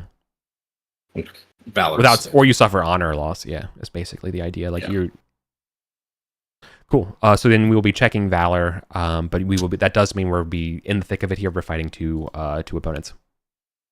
Yeah. Okay. You'll be continuing to fight these British foot soldiers, augmented with Saxon warriors as well. That are also just men of foot, but Saxon. Loyalty, the passion roll does not roll forward. Correct. Each round is a new passion. Got it. All right. I'm going to invoke honor. Nice. Damn, that would have been a crit on some of my other ones. Yeah. Are we getting another charge? Is the other question I have, or are we like stuck in? I think if you're fighting valorously, I think you're kind of stuck in. Okay. Yeah. All right then. We're not doing the full battle roll well at this point. Like I think when you charge, you have to hit, and then there's a part where you roll, and you can be like, "Cool, let's fall back." And if you fall back, then there's usually a choice: do pursue or fall back. So but I will allow you to make that decision after this round. But right now, you clashed, you went through the line, and now you slowed down, you're stuck, and you're surrounded by people. So now you're fighting two people. Yeah. Okay. Right. So I've got 24 natural. Mm-hmm. If I split it in 12 even, then it's 2 17s. I'm going to do 15 and 19, actually. No, 14 and 20. I want to guarantee one of them. Yeah. And they're on foot. We're fighting footmen. Oh, so that's another +5, isn't it? Yeah, you are fighting. You are on top of them, and that stacks for both fighters. Okay, then in that case, 17 + 5 is 22. Yeah, because you should have gotten on each. You should have gotten a +10, and I also gave them attacks at -5 because that's also part of the height difference. Right? Then get a reach difference. 10 because you charged, and you're using a lance, so you have and at the height difference. Because of the on horseback, you get +5 against someone who's not a level, and then you also get +5 for charging, for your attack. Okay. So that's how that works. Okay. Yeah. Okay. So, but now, last round. Now, exactly. This round. Exactly. Okay. This round, we lose the charge bonus, but you still maintain the above ground part, or the. Okay. So I split my 24 into 2 12s, and then that becomes 22 with the bonuses for each of them. Okay. First one. 20. Second one. Jesus Christ. I messed up. Oops. Ignore that roll. I have to roll their stat figure. Oh shit. Okay. Cool. All right. So Colin, Garrett, we're going against. I'll roll for the rolls now for both your attacks. So this would be the non-Saxon. They have a skill, so 7. 7 has a skill of 13. So they fail. But the second one is an elite Saxon guard with a skill of 21. And they get a 4. Not yeah. Beat them both. Yeah. Love that. But no crits, so I don't know that I'm getting through anyone's armor. That's the first damage. That's the second damage. Oh, wow. You have the same one. And then this lad. Okay. Actually, similarly. Okay, so it seems like these bandits are getting augmented by elite Saxon guards. Okay. All right. So same roll figures as well. So this was first guy 13 for you, Jim. Oh, I crit.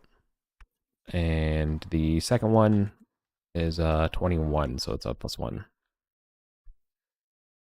19. Okay. So I have 2 successes. Right. Versus them. You got successes, but I think my successes trumped your successes. So you get your shield. Yeah. But let me resolve. Okay, cool. So let me resolve Garrett's damage here first. 21 against their armor. 4, 7. They do have armor and shield. Okay. So they're basically taking 3 damage. They're staying up. Let's see if they get knocked down. Nope, they're falling over. The first one's fallen over, taking damage, and the Saxon as well. Yeah, their armor is great. So 18 damage. Oh, but they don't have a shield though. They don't have a shield. They actually are taking 2 points of damage. And then do they also fall over?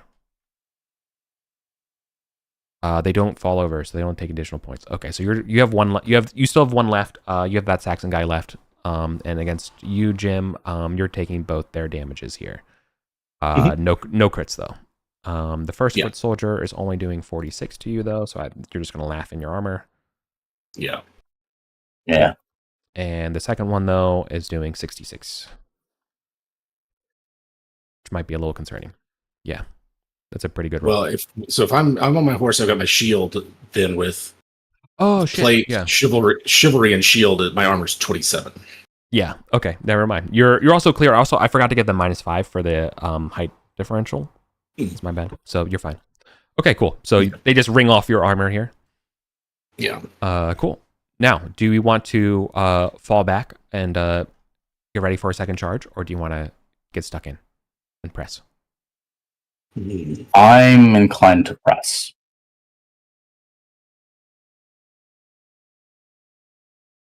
Yeah, I think so. Because my lance isn't good enough where I think I'm going to benefit from another charge. Let's see. Do I need to make horse rolls? Yeah. You get hit, even if you don't take damage. Still have to, correct. Yeah, you do have to make horse. Yeah. Correct. Yeah.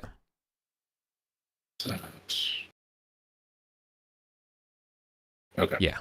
Yep. They don't drag you off your horse while you're clashing them. It's that very quintessential kind of scene with like your sword and shield raised high, clambering down. Or guys, or you either no wait.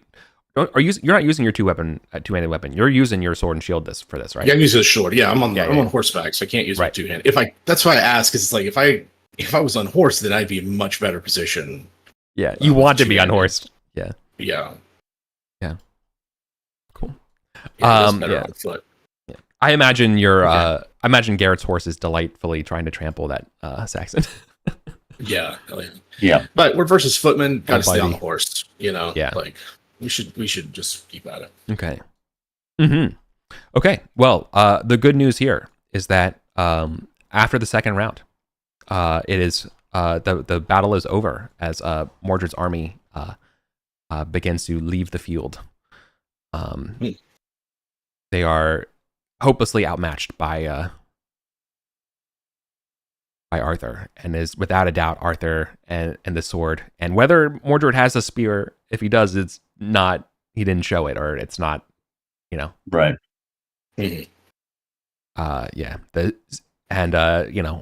Bold Saxon peasantry and up and coming cutthroats are no match for Britain's finest knights. Yeah. Cutting to your march to Camelot. It is a dour place as you arrive, for Mordred has fled the Camelot and is convening himself somewhere further east. Your best bet, they think, is around Canterbury to get the rest of his forces over for an overwhelming attack. But word is being spread as around as the gates swing open. The incredulous, keep to themselves. But the more optimistic reveal when look out the window that is King Arthur. It is the Pendragon. You hear, and there's shouts and cheers for the king has returned. He is also again holding Excalibur out through the city. Which I don't think anyone alive in Camelot, except for the old heads, has ever seen. The king, the glimmeringness of Excalibur, the shimmering green light effects it provides is still dazzling on display. Very good. Mm-hmm. So you have food, and you have rest and hospitality. You hear from the folks in the city that the land is full of dissatisfied people with Mordred, and they're happy to see Arthur again.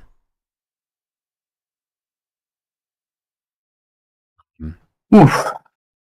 Crisis averted, right? We're done. All done. No problem. Yeah, that's it.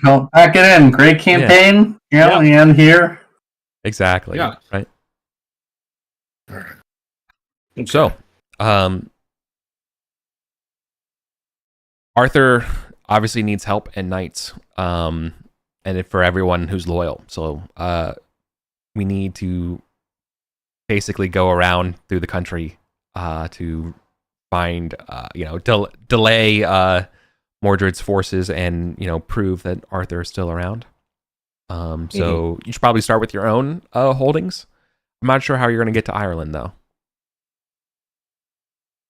No, that might be too much.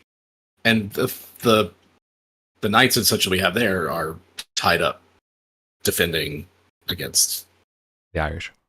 the Irish and Sea Raiders. Yeah, and Brian. Yeah, exactly. Okay. Yeah. All right. Well, let's head to we'll go to Sarum and then split from there to the various. Right. Yeah, that works. Okay. So, we get to see the Earl or Lady Angrad of Salisbury. We get to see you all trapeze through your holdings one last time, right? Mm-hmm. It is a new summer in Salisbury. Now we see the ominous dark clouds coming. But is there anything here that gives you all hope and solace as you're recruiting and being like, listen, we're here. Obviously, everyone in Salisbury is in favor of as soon as Arthur is returned, Lady Angrad rejects and denounces Mordred. And I think Garrett is going to take some time to himself. He's been pretty stuck in things. Yeah. You want? he's gonna get out the old family chronicle and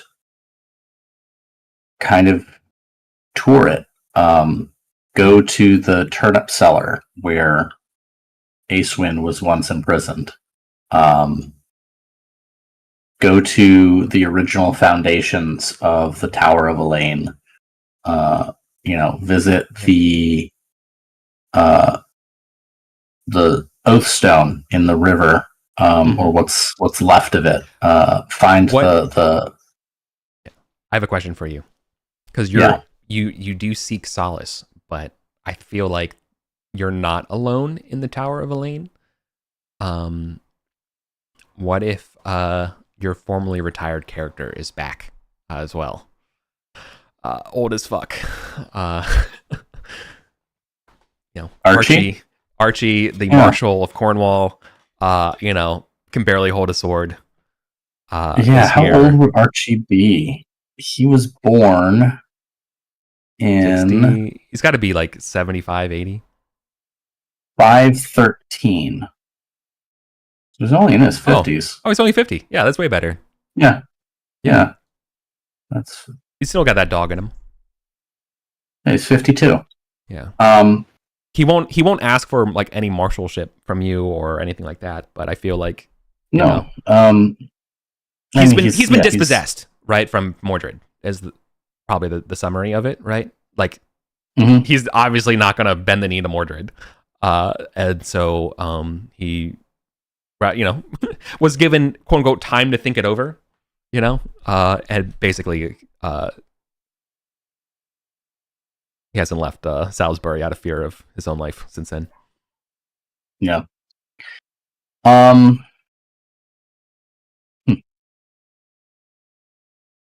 I think Archie and Garrett would have a conversation where a lot of things aren't said about the kind of man that Garrett has become and the kind of times that he's faced. Archie's feelings of guilt for having perhaps passed the mantle too quickly and too eagerly in search of the uncomplicated life of keeping the Cornish lords in line. If I may add one thing, I think what Archie's actually really curious about in a good way.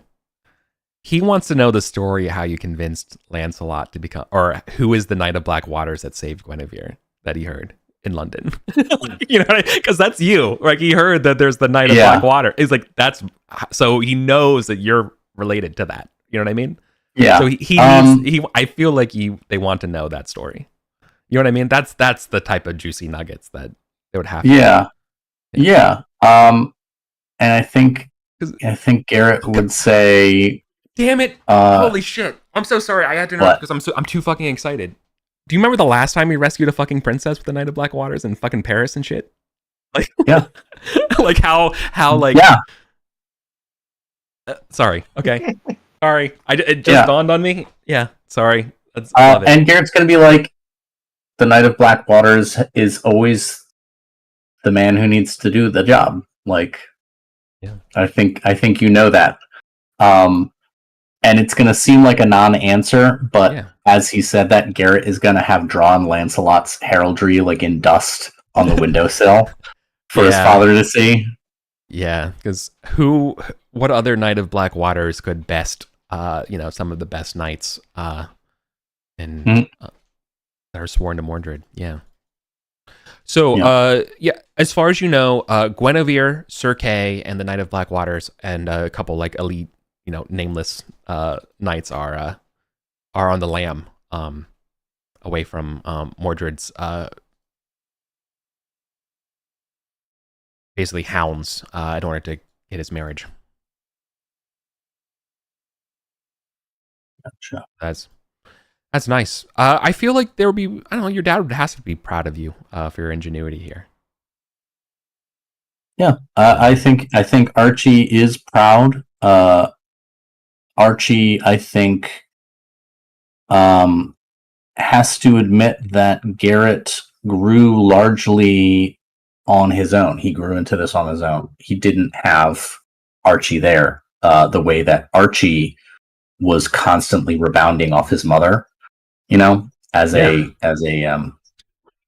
For their relationship might have been contentious, but it was what impacted Archie. But Garrett has been impacted more by Archie's absence than anything. He kind of got Archie's tutelage when he was younger, and then when he became a man, she was gone. And so Garrett navigated that all on his own. And so I think in this scene between the two, Archie's admission of that is met with Garrett's forgiveness for that, because in the times that he has grown into, he's come to appreciate the kind of times that Archie navigated. And what kind of man would want to do that twice? Right? Yeah. You can respect each other in a level of almost equals or peers of that, the struggles of handling that existential kingdom level crisis is, and how it's impossible to navigate, and you just kind of have to make your best choices. Yeah. Yep.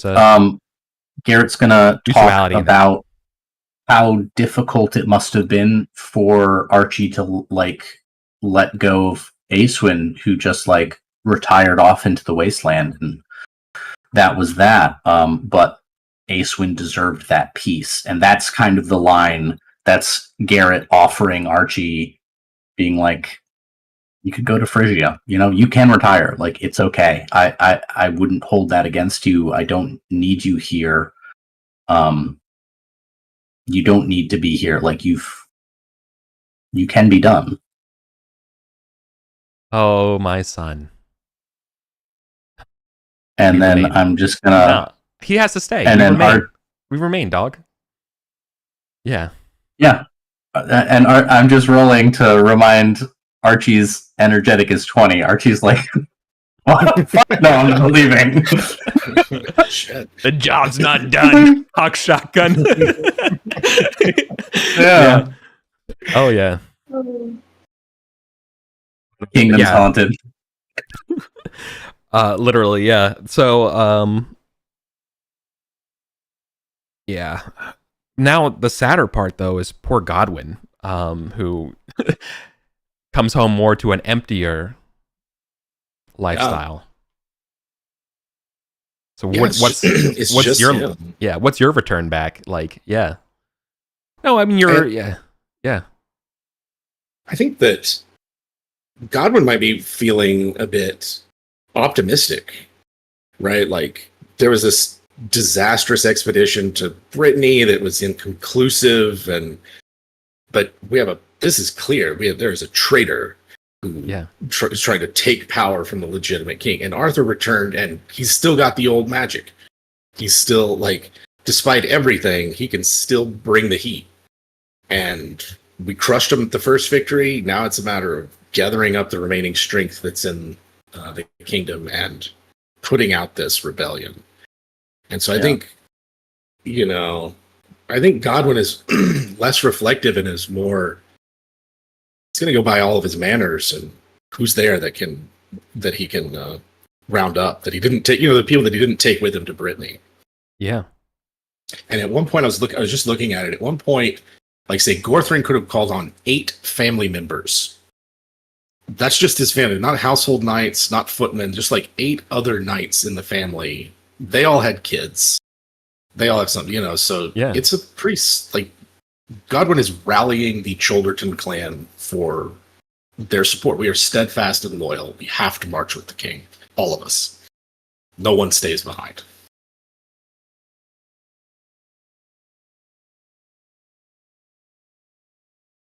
And it's like, includes the manors of Wessex and Jagant and all of that. Right.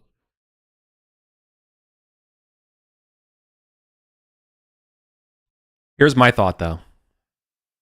And let me know whether or not this is too far. No else suits up for battle?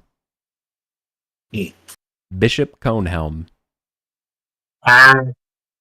Yes. Yes. He gets to be the knight. Yes. He will serve as he's required. Yeah. Absolutely. Yeah. If the rest of the family's going. But don't worry, he will use non-sharp weapons, right? Yeah, just got a cudgel. Yeah, good old loophole. Yeah. Yes. Yeah. Awesome. Okay. So then, I think it's time. We will have the battle. The battle. What's the name of the battle? Camlann. Camlann. Never heard of it. Yep. It is. we find ourselves on the dunish beaches between Cornwall and Wales, Hmm. where we have been trying to recruit forces and get other forces, maybe from Ireland, to come over. At this point, we have amassed, but so has the marshalling of Mordred. And unfortunately, Mordred's numbers have swollen to extreme ranks at this point. A parley was set and agreed upon between Arthur and Mordred. Perhaps some kind of peace again, some kind of exile could be done. However, during the peace treaty, suspicions were high, and accounts differ. But once a snake was in the grass, and someone went to cut the snake, and it was a sword, and it was an attack, and thus the parley was broken, and thus we are ensuing into battle. Ooh. So the devil's own beast has committed us to this battle today, where we were all expecting to take I'm looking forward to a month of these tensions, but no. So just kind of accidentally breaks out. Yep.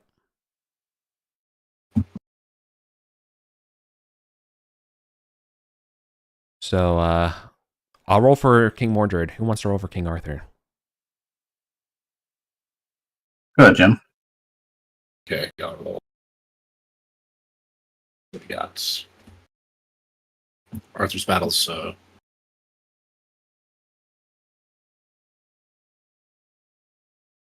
Arthur's battle is 26. Correct. 26. Now roll for Mordred's is 21. 9 for Mordred. 11. Never forget. Okay. All right. Arthur. All right.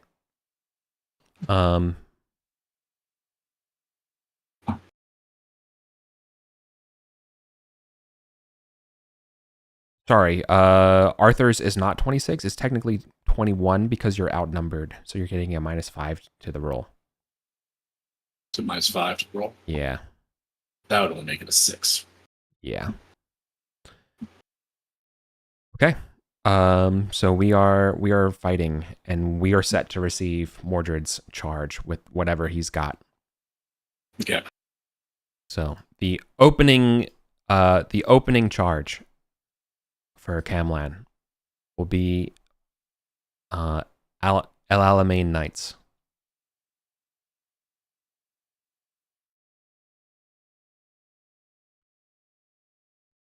Some Germanic mercenaries. Yeah.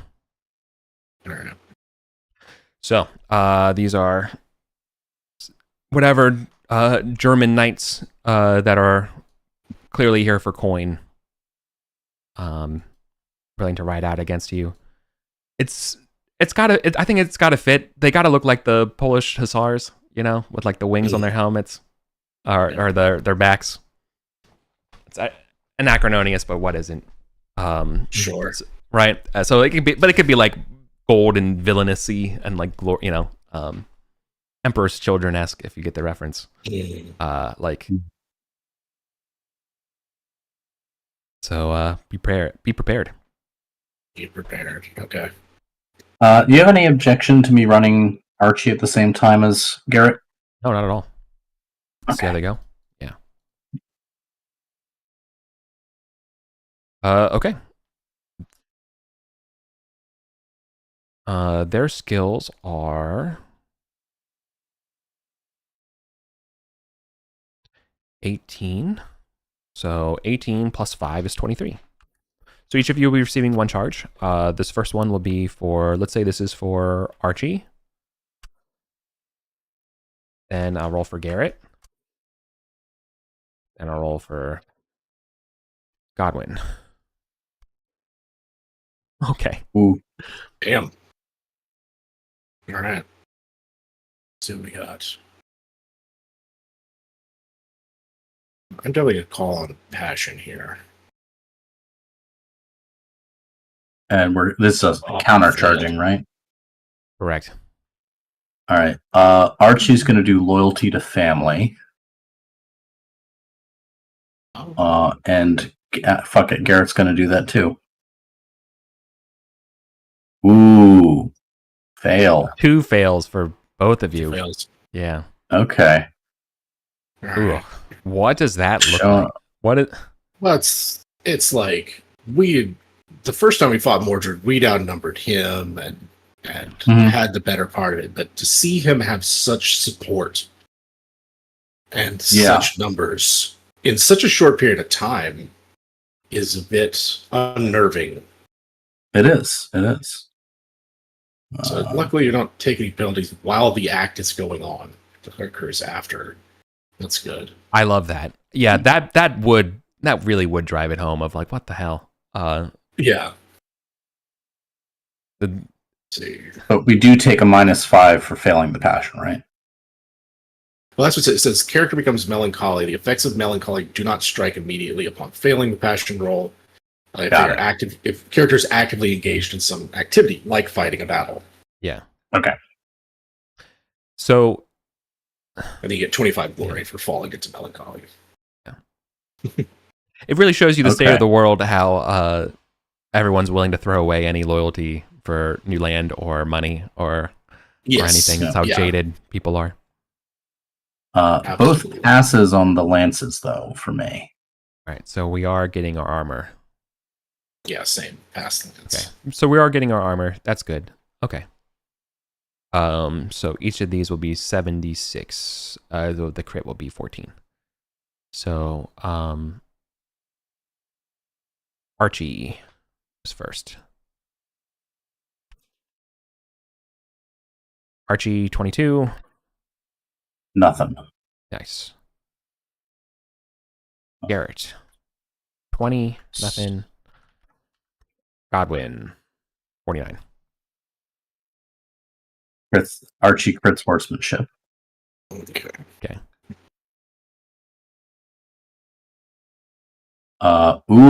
Garrett tumbles. Oh. So no damage, but he falls, which is D6 through the armor. Yeah. 2. But what are we doing about this 49? Yeah, so after armor, it becomes 22. Yeah. And that's where I'm at now. I don't think it's going to be enough to knock him unconscious, but that is a hit. It's definitely a major wound. He's not unconscious yet. Yeah, definitely it is a major wound. Okay. So I have to roll con for that, you know? Yeah. All right. Major wound. Need surgery.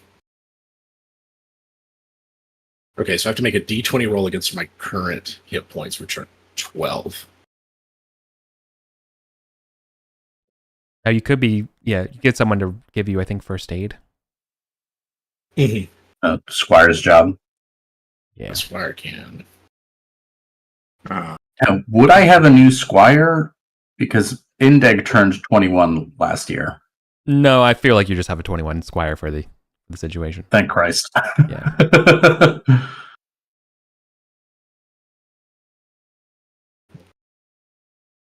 So I'm still up. It should be 12. Okay. Jeez. So I'm not unconscious, but after the fight, I take. I have to make aging rolls. Did you stay on the horse? Did you stay on the horse? Let's see if I stay on the horse. Stay on the horse. Oh, cool. All right. Yeah. There's just a lance has pierced you, like just entirely. Like a big piece of the lance sticking out of his side. Yeah. Yeah. Probably. Okay. Okay. That's the first round. Mm-hmm. Clash. Right. After you take a mortal wound, is it now you don't have to do like roll to act to do something, right? I do. I have to pass a valorous roll. Oh yeah, okay, never mind. With a 20 valorous. Yeah. That, yeah. Jeez. Yeah. Right. Okay. You're literally the space. What's the Space Marine ability that lets you ignore wounds? I forget, but they have whatever. Feel no pain. Yeah. That's right. Yeah, you just have a feel no pain. Makes sense. You are a fucking mountain, so like it makes sense. Yeah. Right. You're like aren't you like the what I call you? The second mountain? Yeah, yeah. All right. Yeah, he takes a big hit. La Montagne d'Oyer, or something like that. My French is very bad. Very well. Let's be stuck in here. Yeah. But they're going to be fighting 2-on-1, right? As you're as they are rushing to plug the gaps. Yeah. Okay. You take this guy out. Yeah. I wouldn't be able to remount during, would I? Not this round. I think you probably need yeah. You could maybe fight defensively and grab one and get on your horse or something like that. Makes sense to me.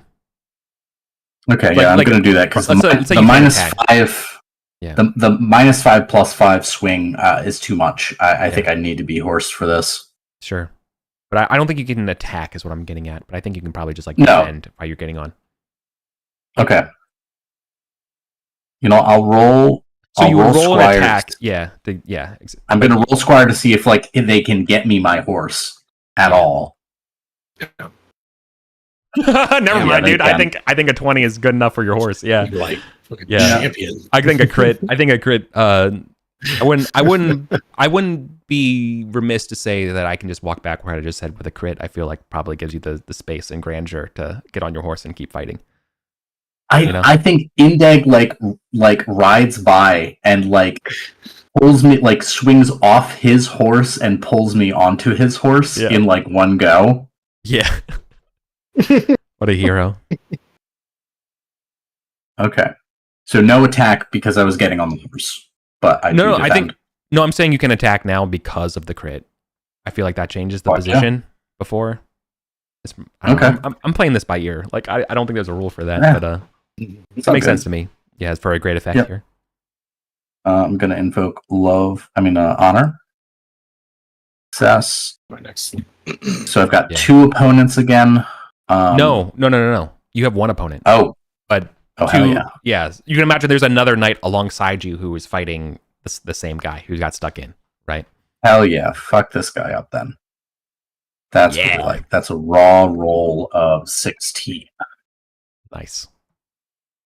So he would need to beat a 21 with his roll. Yeah, I mean, that's pretty good.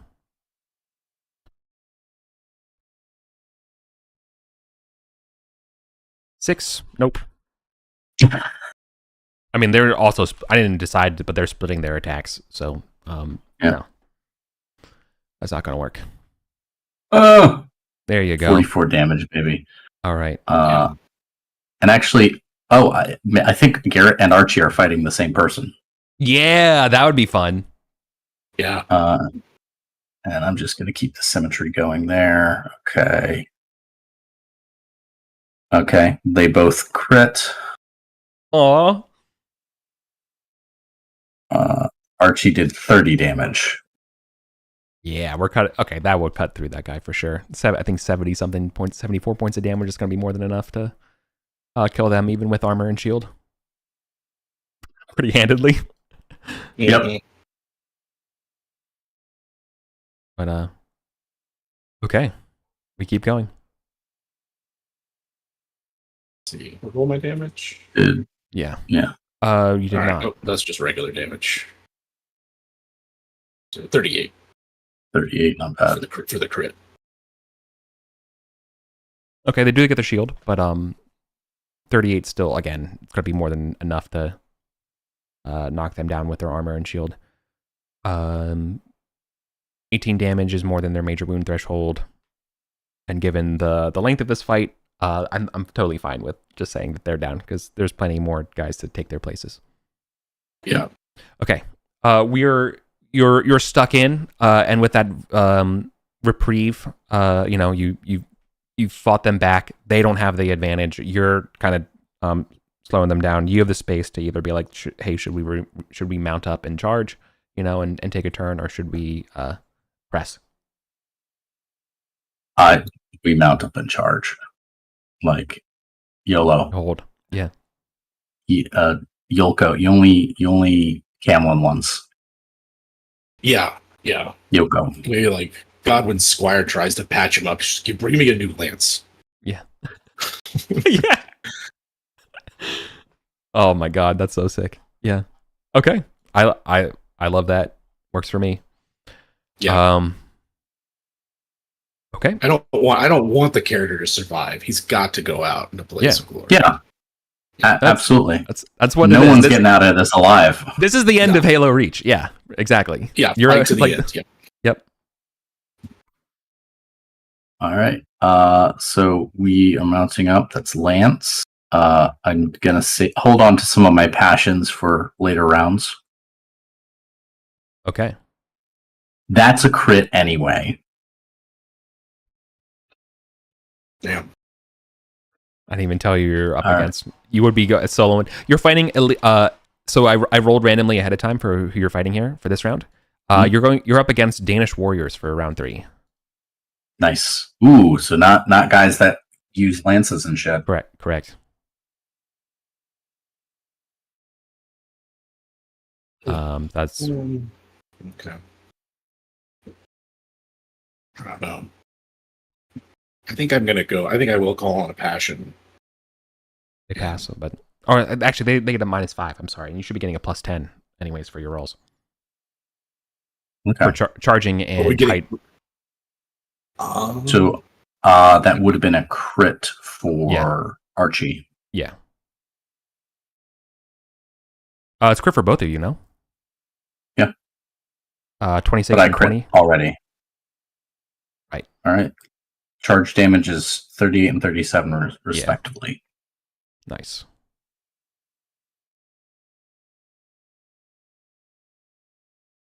I rolled a 16. That's more than enough to kill the guys in front of you. Jim, also good. Great Lance. I fail. Well, I mean, they don't even get their armor. Okay, you're just trampling over these Danes. Oh, forgot the 60. Just casual 60. Yeah. Shit. Cool. All right. The sand is growing sticky with blood. So if you haven't pictured what like Camlann like looks like, right, as far as a battlefield goes, it's very open, and think of like the dunes of maybe like North Carolina or so, like the same kind of like sawgrass thing, high dunes, rolling kind of situation. It's like that kind of style of look. Okay. It's also summertime, so I imagine like it's hot, but not like blisteringly, not like what it is right now, probably over in England. I think it might be like 28 or 29 in England, which is very hot. Gotcha. But that's what I hear. Yeah. All right. Okay, but now you two are now. All right. So now the forces of Arthur are stuck in. 2-on-1. You're going 2-on-1. I just imagine you've completely decimated the Irish warriors here, leaving you into the regiments of the Irish raiders who have joined forces with Mordred the Bonnet. Okay. Yeah.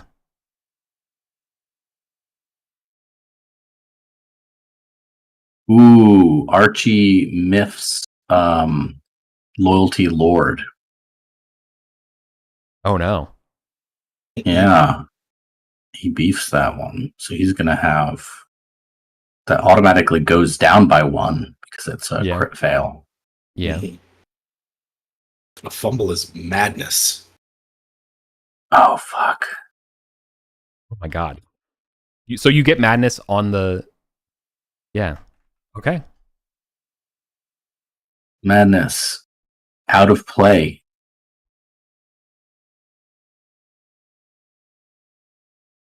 Oh, what does this look like? This. You know what? Passion.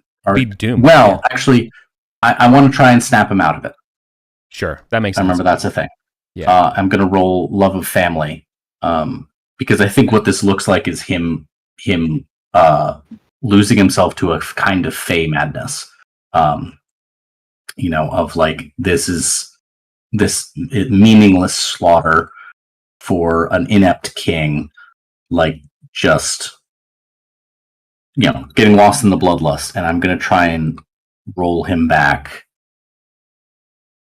Okay, so I believe I break him out of the madness. Yeah. We remain to your dad. Yeah.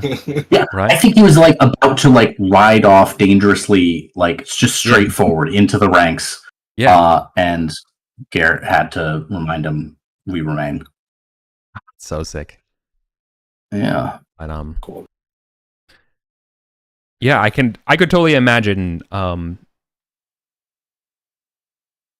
in the thick of it right now you could probably just feel just how there's just almost inexhaustible reserves. Yeah. Coming at you. Okay. So for Garrett, first opponent using 20, and the other one's going to use 15. So success on opponent 1 and success on opponent 2.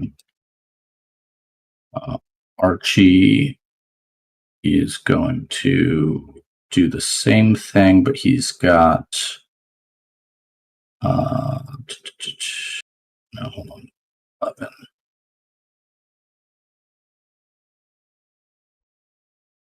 He's going to do against 20 and a 2. Success on the 20 and failure on the 2.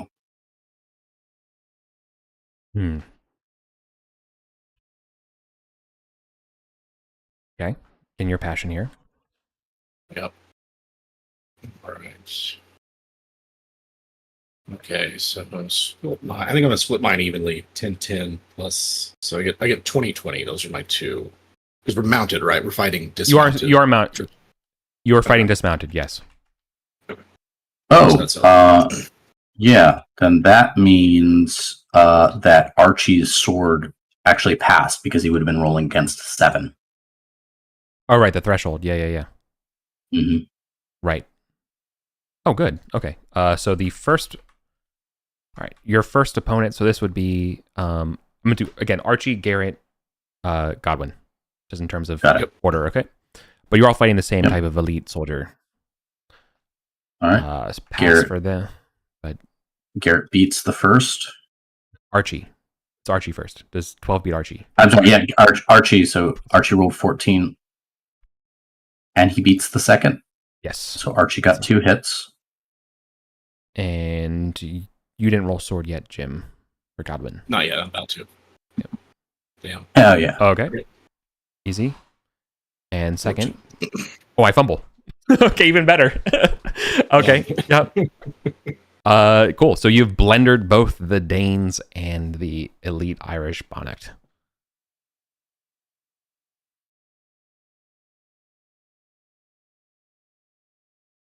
What about Godwin's second opponent?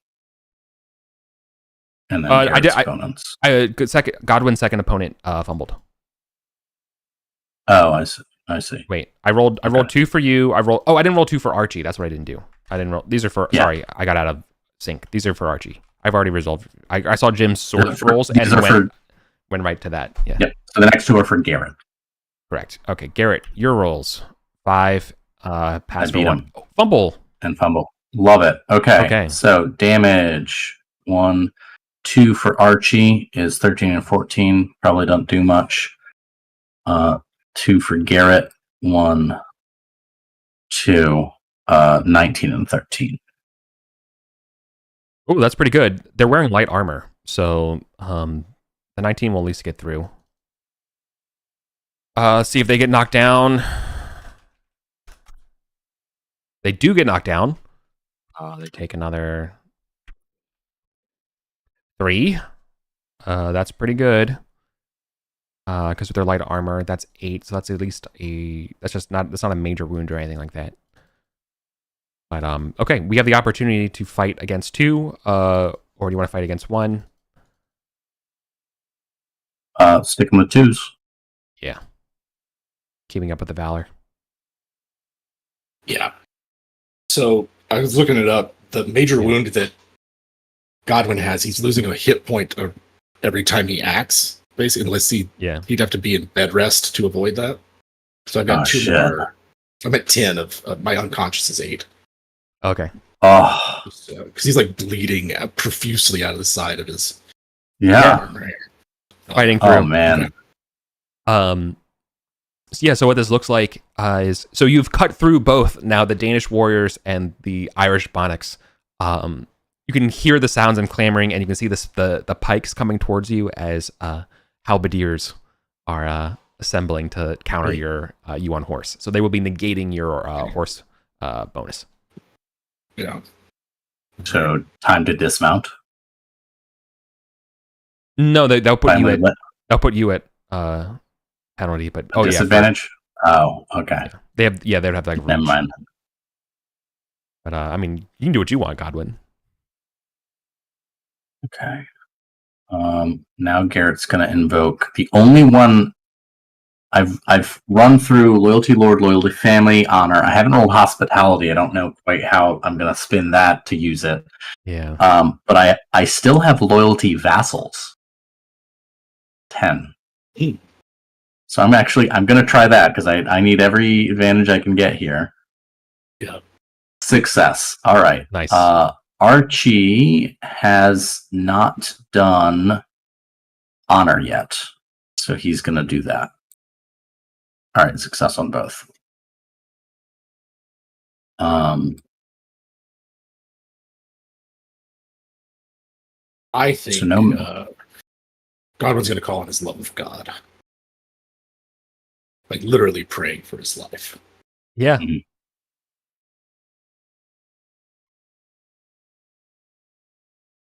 Close. Mm-hmm. Okay, so we don't get the +5 bonus because the only our passions. So I'm going to do a 20 and 12 for Garrett. So here's the 20. Wait, that doesn't make sense. That does make sense. Here's the 20. And then here's the 12. All right, pass both. Archie is going to do 2010.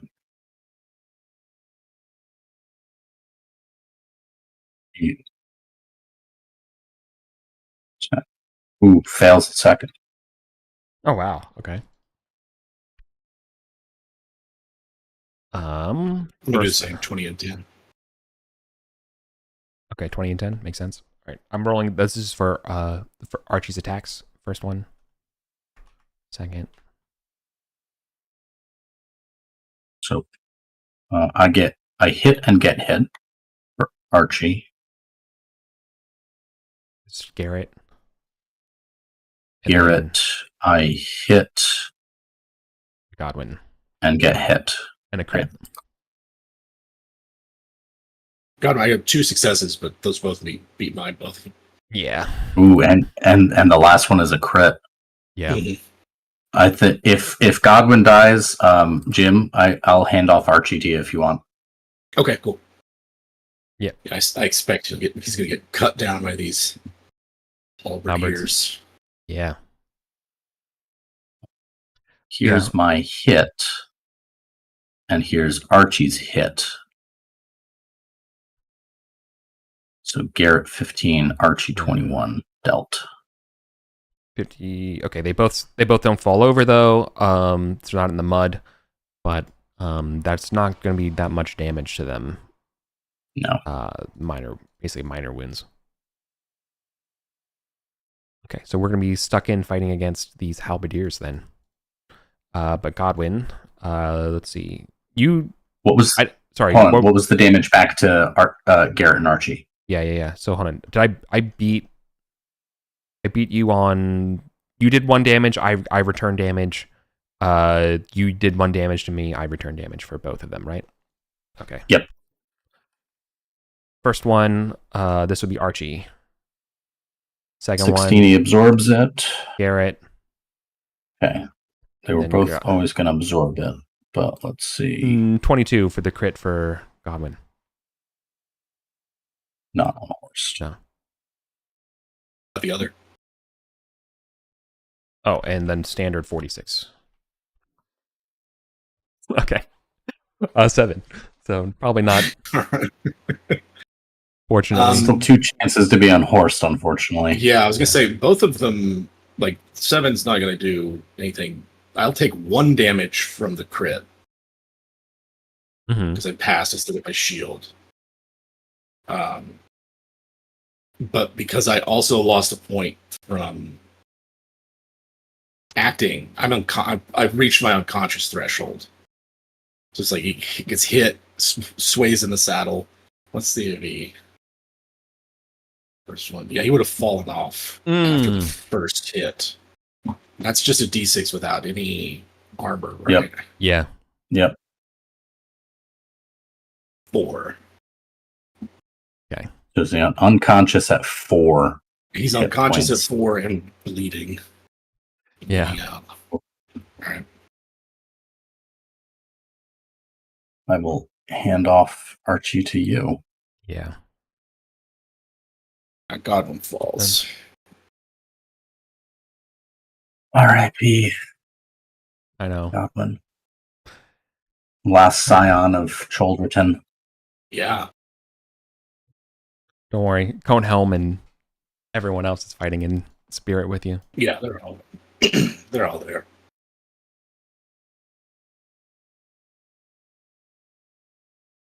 Okay. Next round. Yep. Next round, fighting the halberdiers. I don't think there's a chance for you to back away to get a charge or anything like that. I think we're kind of just stuck fighting the halberdiers. Yep. Still 2-on-1 or no? Still 2-on-1. You can. I feel like there's probably there's an opportunity for you after like fighting 2-on-1 to fall back to probably 1-on-1, kind of a to close ranks a little bit rather than press. Yeah. Or. Yeah. Okay. Or Sir Garrett is going 2-on-1. Yeah. Digging deep on my passions, the only one I can roll now is Concerned Commoners. Okay. I fought for I've invoked King Arthur, my personal honor, my love of my family, my love of my loyal retainers, and now my love for those shitty grandmas who made me sit winter after winter resolving their goddamn disputes with peddlers. It's their kingdom too. Holy shit. God damn. Oh my god. Yeah. For the prosperity of us all. The people's champion. Hell yeah. Baby. Oh. Sir Garrett de Winterbourne Gunnet at the Battle of Camlann said workers' rights. Hell yeah. Yep. But not the worker mercenary halberdiers. No, not them. No, they're scum of the earth. Tragically, because it's a normal passion, it's still only a +5 benefit, not a +10. Yeah. But I don't know that. Does Archie have any more passions to call on himself? he actually does, because he's got Fae, I think. Let me look at his sheet. He's got he hasn't rolled loyalty to vassals, concern of commoner, or Fae, and actually his concern of commoners is high. He loved little guys. And he's got that Fae passion of that season of elfhood really made an impression on him. Really did. Okay. Also, commoners, I think commoners makes a little more sense here too, because it's like they will suffer if Mordred sees power. 7 for that. Nice. You should have access to the character sheet. Character sheet. Let's see. Yeah, There it it is. should be under retired. Yeah. So I'm closing it out on me, which might have closed it for you. But I got it now. okay. All right. So I got the passion. So I got 24 Let's risk it with the biscuit with double 17s. That's good. That's better than what I'm rolling. I'm still rolling 15s. Yeah. Okay. Both passed. Better pass, and I think I got a better pass. Or you beat me one, and I beat you one. Yep, looks like. 18 to you, 20 to me. 18. Well, I get my shield, so I'm good. I just need to roll horsemanship. I crit horsemanship, baby. Boom. Only they were. Sir Garrett's not going down. No. So you do 15 and 7. It's Well, I crit you. The first one. All right. I'm sorry. Jim, you are I crit gave them to you. You're breaking the toy immediately. Oops, I broke him already. All right. Oh, brutal. But you Still do get beat that guy. you beat the other guy though. Okay. All right, so the crit. He's got a success. So. Yeah. Is Archibald chivalrous? Yeah, he's got hell 25 armor. Yep. 32 damage from the crit. 32 damage. Okay. 7 goes through. Yeah. And you ablated all my damage, and then back to me. I feel like I'm only going to be taking a little bit again. Like my HP threshold is like 20. I have about 26 hit points if I read this right, with a 14 major wound. Consciousness at 7. So yeah, I don't know that 12 is gonna do much for. No, it's not. It's more clamoring and clashing.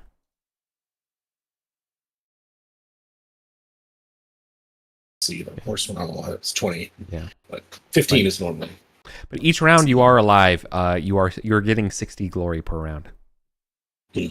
And technically, you could have gone out with a blaze of glory for 1,000 glory, right?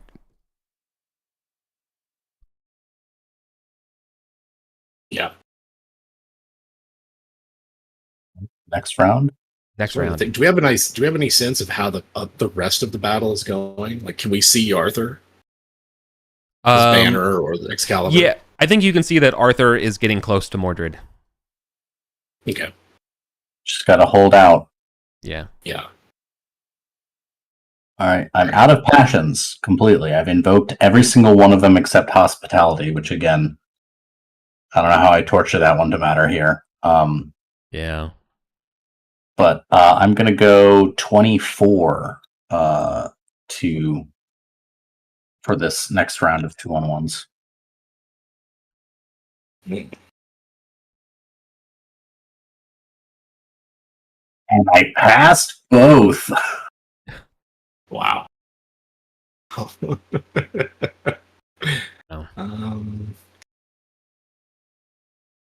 I feel like I gotta do something similar just to.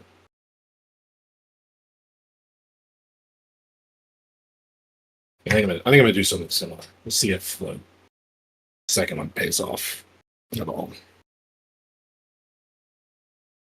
So we do 20 and 2. Jeez.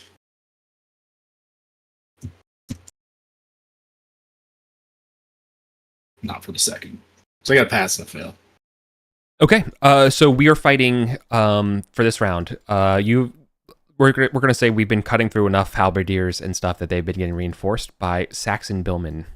So similarly, spearmen types, doing basically the same thing, just flavored differently. Okay. So Colin, 14 and 3. Okay. Fail for me for the first one. 1 for me for the second one. All right, you're getting through for you, and for Archie, 7, I beat you. 19, I fail. So 2 fails. All right. But I do beat you for 1, so I'll just do that real quick. This would be the 46 instead of the 5. 14. The second one is the Saxon.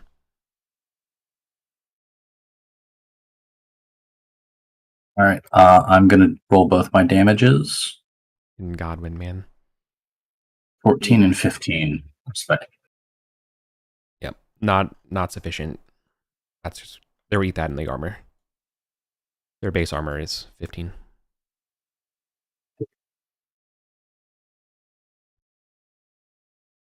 Right. Again. We are not past round 8 where we're going to need endurance checks for sticking around. I think we're on round 6.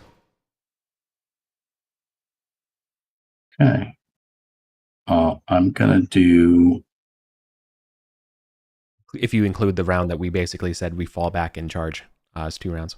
Yeah. I'm gonna do 14 and 10 this time. Okay.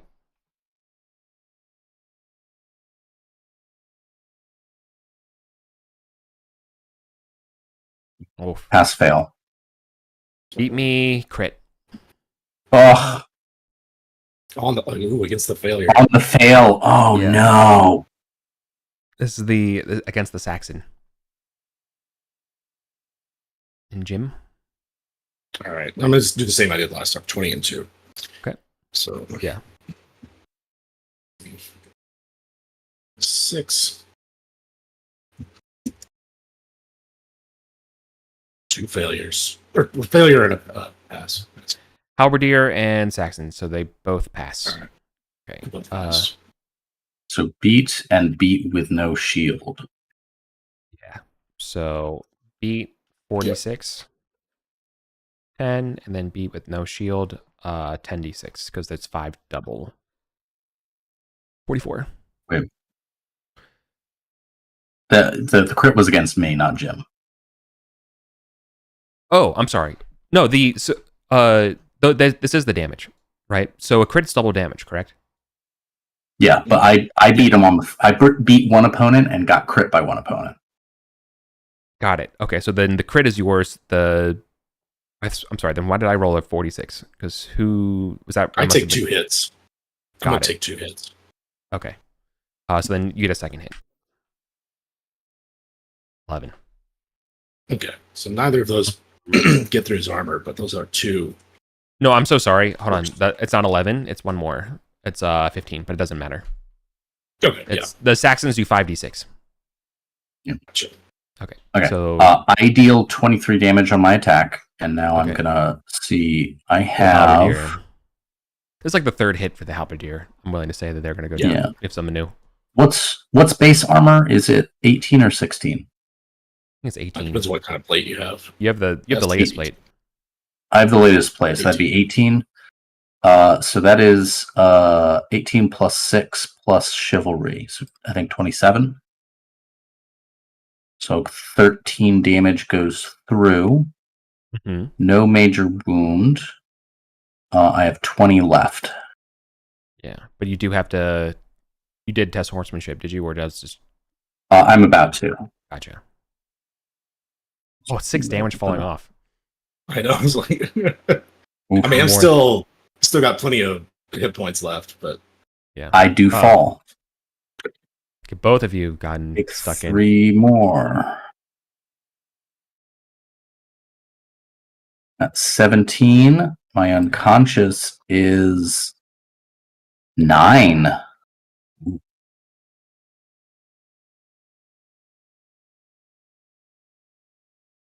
Eight away, yeah. Let's fucking do you're this. still conscious. Mm-hmm. Yeah, because that wasn't a major wound. Okay. So you're fighting off all of these long spears and charging Saxons and Italian halberdiers when you hear the thundering of hooves coming towards you and more yells as painted knights, Orthgonauts, Fuck. come bearing down on you Okay. while you are unhorsed. Yeah. Oh, Okay. I mean, Arthur is at the same time drawing your attention away as Arthur has met up with Mordred. See this through. Yeah, let's see it through. It's a pay to play cutscene. You have to survive this round. Mm-hmm. I'm gonna fight defensively. Fuck you, Eric. Yeah. So that's a plus 10 bonus, which then drops to plus 5 because I'm against spears. They're yeah. Okay. So I'll do 17 and 17 fighting defensively. Mhm. Pass. Okay. They're attacking with 22. One's not going to do it much. 17 though will get one through. Yeah. Okay. Not a crit. I can eat it. 26. I think you can eat it. Doesn't get through. Yeah. Nice. I think they basically need to crit me to reliably get through. All right. We'll fight defensively as well. We're like back to back. Yeah. Mm-hmm. Surrounded. Okay.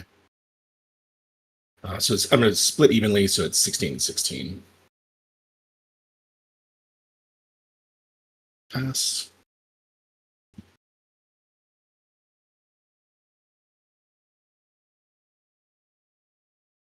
To pass. Nice. Okay. First attack. Fails against you. I love it. Also fails. Okay. So fighting defensively, you withstand the brunt. Both of you withstand the brunt of their charges. Barreling down on you. Yeah. So I think this would be the perfect time for you. Try to make sure you're standing. Yep. The two kings are at each other. Where you see Mordred serve the first strike against Arthur with a spear that goes through his chest. But the king flinches and pushes himself up the shaft and strikes Mordred's skull with Excalibur.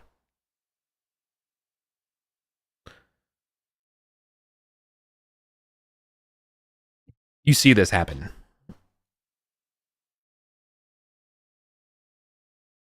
Fantastic.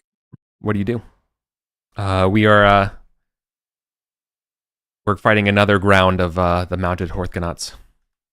They're not done with you. They're not? Okay. No. I mean, what do we do? I cry havoc and let slip the dogs of war. I would like to fight recklessly. Yeah. It's like plus 10 or so, right? It's plus 10, but I believe they get to make their attack first. Yeah. Yeah. Yep. They make their attack first. 12. Which would hit you, presumably, right? Yep. So that'll just be... I was 66, right? 28. I take 1 damage.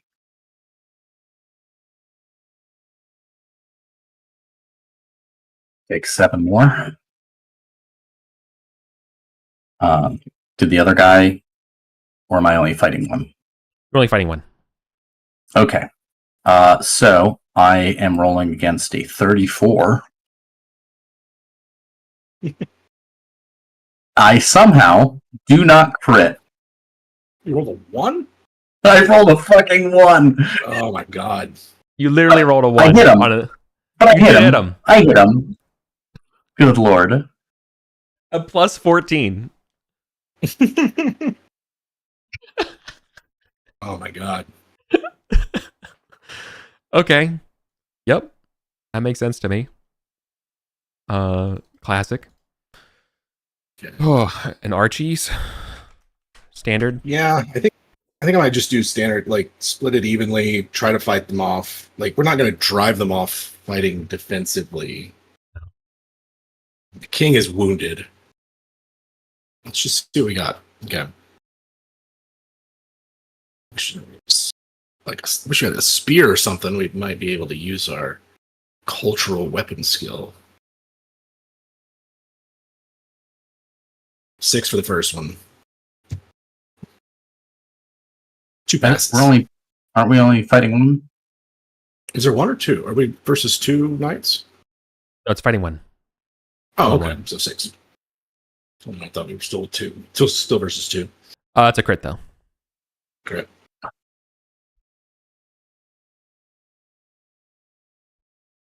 For 39. Oh no. 39 for Archie, yeah. So let's see. He's got Team goes 25 armor. As it says.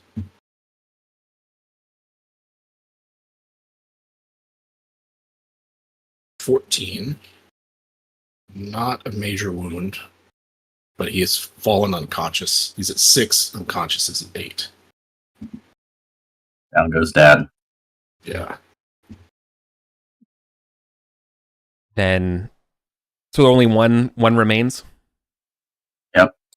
Yeah. Okay. As grave forces press about.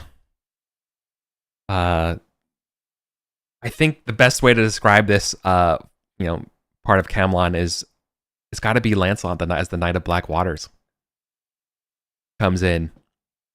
And that's so what you see is when hope is lost around you, the Knight of Black Waters will come in and be like, the king needs you. Go to him and I'll hold them back and go.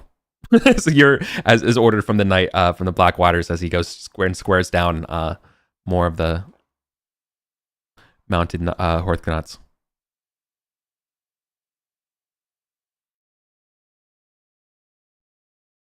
Can you do this for me, Garrett? Yeah, I'm gonna attack recklessly again. No, you have to go to the king, is what he was saying. Is what the Knight of Black Waters has said. Oh yeah, no. I'll cut my way to the king. Yeah. I mean, if that needs an attack roll. Sorry. Yeah, it does. Yeah, sorry. Yeah, cut your way to him. Well, no. If I got to get to him, I'm gonna do defensively. So okay. I crit. Nice. I'm gonna get there. Beautiful. Yep, better than me. You get to the mortally wounded king, who's clutching his chest on the ground and says, "Garrett, my sword. This," and he's handing you Excalibur, trying to get it out. I need you to take it, throw it into the water. Do this for me.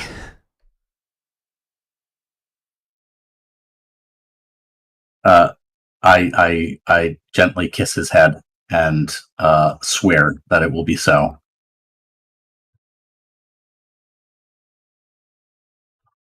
Row it into the pool, and that's all he can say. Yeah. So you obey his last. You obey his last request.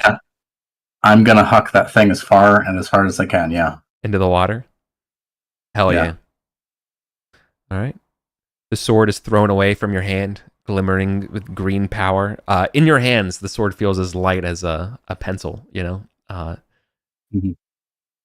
But it gracefully lets you hold it as it leaves your hand and throws, across the water. Before it splashes, a hand in a white dress reaches and grabs the sword, glowing green, and disappears underwater with it.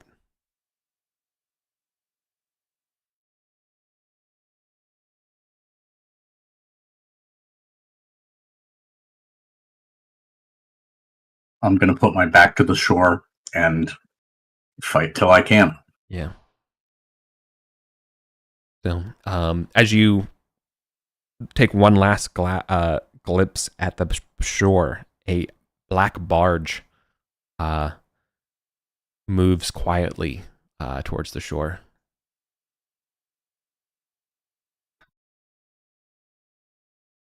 So, let's go. You have to fight. Let's do it. This is now you're fighting you're back into the fray with the mounted Horthgonauts, with All right. The Knight of Black Waters at your side. I will attack recklessly. Yeah.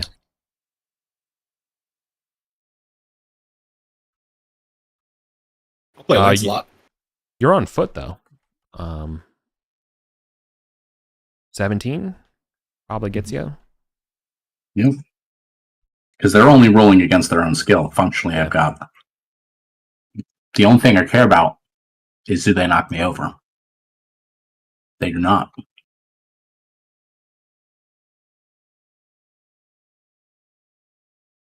There's the threat. Oh, okay. Yeah. Nice. Oh yeah. Yeah, 20 damage. Yeah. 40? Oh my god. Oh yeah. What the hell, man?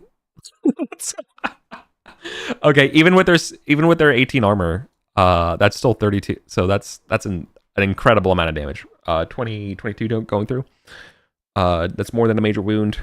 I mean, they're definitely going down dexterity wise. Yeah, they fail their dexterity for sure, so they take another d6. I'm just trying to see. So with an additional 4, their unconscious rate. Yeah, that hits their unconscious rate. So they're done. Of 8. Yeah, so they even have like 30 HP. Yeah, so they're done. Garrett is going to be calling out the names of every knight he could think of from the family chronicle, stretching back to Gareth. You know, the numerous Pedrogs, the the friends and foes, every Cholderton that ever stood with a Winterborn gunnet, every name from Alder's Gap, everyone from the wastelands, from the wars up near Malahut, and in the Cornish lands, the expeditions to the lands of the Franks, all of them. All right. Would it be controversial to end it there? Sort of fade to black. We know what happens to them. Do we? What are your warehouse words? We remain. So, can we leave it ambiguous and Yeah, something for the fans to argue on the forums. Sure, yeah. But you would see as your Arthur's no longer on the shore where he was with the spear. You see a barge carrying him away.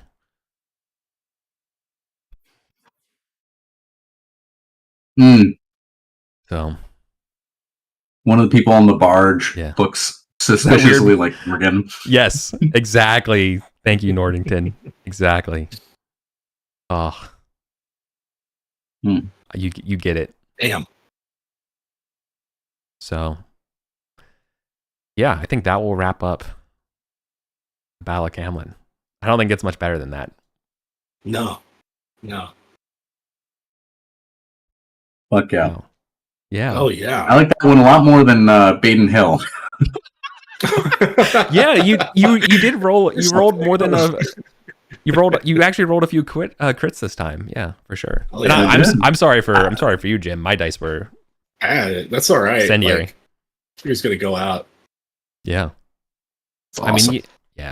I mean, you fighting through a gorging spear wound is also pretty sick, though. That's the best way to go out. Just like, pumping his life like that would over the sand. That could be like the cover of the deluxe edition of the movie. Oh yeah. Hacking through, man. All the callbacks. Mm-hmm. I have like Conehelm fighting. It's great. I have Love about to see that. I have like 200 and something pages of notes from this campaign. But it's ridiculous, right? Like, yeah. Just like every session, I write it out to like spring, summer, fall, winter, and the events that happen in it. So like, it's weird. It's weird I can just go back and look at it all at some point and just know that it's all there. Melk and Thuns there. Jesus, the weird second bard from Dublin. Ah. Incredible. Damn. Yeah. So, What do you what y'all think of the Pendragon campaign? It's pretty good, right? Man, that's awesome. Like it's hard to like see how the first part, like up until Arthur draws the sword, like the anarchy and Uther, that just had there's something special about that. And then like to launch from that into the conquest period where you're just, you have an opportunity to be there for all the big battles and events. But then I think of things like us capturing the Irish king and how much that changed, so much that changed because of that. Just fluke of the dice, kind of, Irish king, rescue at Paris, and Alder's Gap. Those are three things that like stand out as very player-driven, significant events. Yeah. And each of them is kind of so nice and like emblematic of the times that they occurred in. Like Alder's Gap being this knuckle-dragging gutter fight. So brutal. The capture of the Irish king being this like very I mean that was a Gorthron moment, wasn't it? Yeah. That was the mountain in full regalia. Bonked him off his horse, and now he's ours. Paris being the quintessential Archie. Yes, on all levels. And especially that one, because that one, well, personally for us, was a win. For the kingdom, ended up being like there was no war. That generation didn't get a big war to go get more lands and glory and honor, and like it was cut short. And so I often think of that as how like, oh yeah, that was like us doing a thing to stop this, and it's like a personal victory, but it ended up being like, well, now what are all these disaffected knights going to do? I still think my favorite one is when we went to over there to rescue or to get the cauldron, and then had to rescue the Baron or the Earl. For Gawain. Like Pete, like just when I thought of like what a Pendragon game was like, that's sort of where my mind eventually goes. Like you adventure in these otherworldly realms, and like having to joust the giant, and then dealing with the Barghest and snapping the Earl out of us. That was that was probably one of my favorite top three for me, easily. Yeah, agreed. That was fantastic. Yeah, that was so good. Yeah. I didn't want to overdo the magic, which I think is really easy to do. And so when you have those special events, it feels special. But I'm glad that all resonated. I definitely like the duel as well. I can definitely not. Alder's Gap is sick for sure, no questions. Like that's definitely the thing that hooks everyone. But just in general, the duel against Silchester. The bright sword of Salisbury. Yeah. That was the first time where it was like I was like, I don't know if my character survives that. It's a huge moment, and it really hinges on this one fight. And you all could have been like vassals to Silchester the whole game. Like it could have. Yeah. I was so happy to let things ride how they go, and I can't tell you the number of times so the GPC outline in general is very like cutscene oriented, which is cool, but also a lot of times I just leave it kind of open to what you all are doing, and I kind of just pivot what's going on into your all's decisions. Like the idea about sieging and stuff for Gawain. Like there's no assaulting the castle. That was all just we're doing it because that's what you convinced him to do, right? Because that makes sense in the moment, right? So I'm willing to let it go, like willing to let like the canon not be canon and just let things kind of go the direction that you're going as well is special. I think that's I think that's incredibly in line with Arthuriana as a literary tradition. Every single author that's ever come to Arthuriana has needed to suit the material to the audience, right? When it's a Frenchman writing, gosh, it's funny how all the heroes are French, isn't it? Yeah. But because that's the point. That's the whole point of these stories. These stories are what you need them to be. And so here it worked. Yeah. Thank you. Yeah, definitely.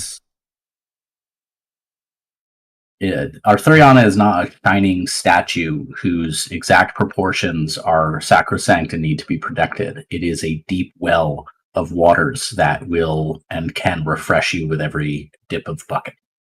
Yeah. Well said. I like that. Damn. Yeah. God.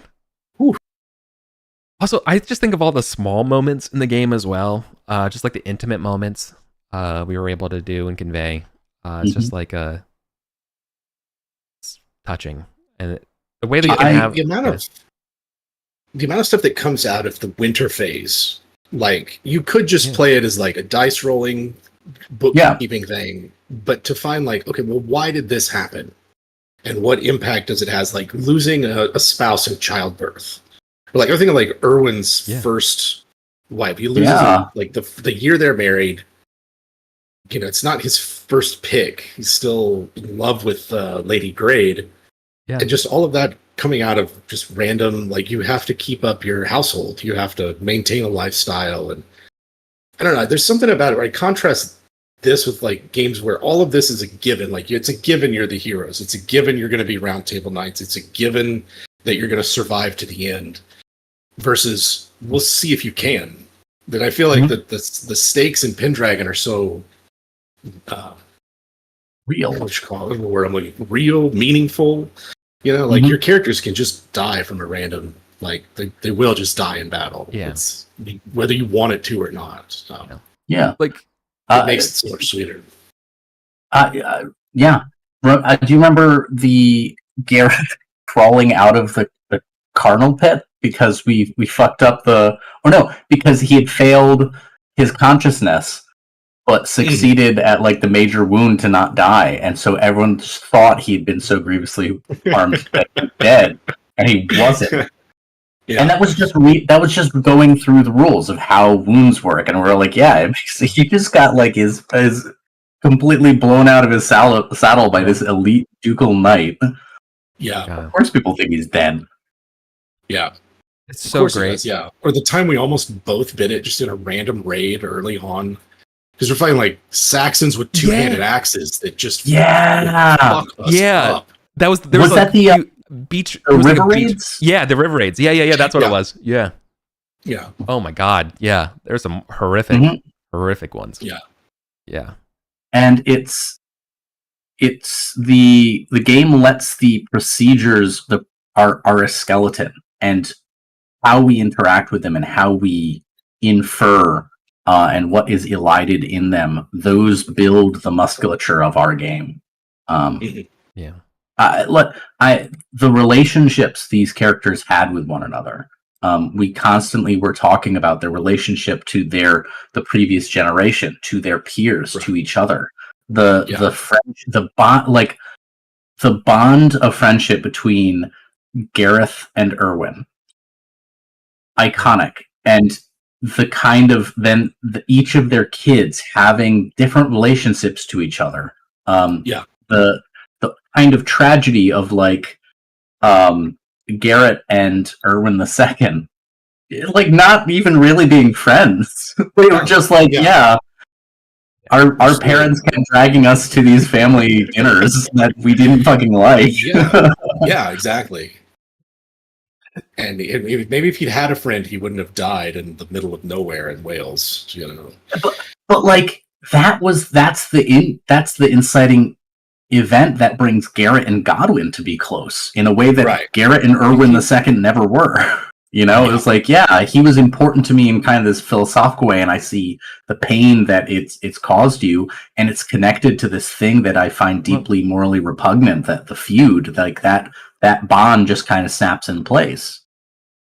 Well, I think one of the cool parts is that you started on relatively equal social parity, but then you switched, and where obviously Jim's characters became more like for Tilbury, where they moved away from you proximally, so you're no longer just a neighbor, but then also it's like you're more of a distant peer because you both have higher responsibilities of being like Marshal, or like handling this stuff, or like just being a Castellan over here, and like dealing with the politics, and you all have then a different personal goals as well. So there's just less meetings of like, you know, you just end up in the same room where you bond as friends. The the ambition of Gareth leading his family to always be Marshal of Salisbury, but then having that be a constant ball and chain on my ambitions. Like I watched all of Jim's characters get to be like, here's how I'm going to pursue my honor and glory, and I'm like, great, I have some paperwork to do first. Yeah. Like, I get 100 glory a year for being the marshal.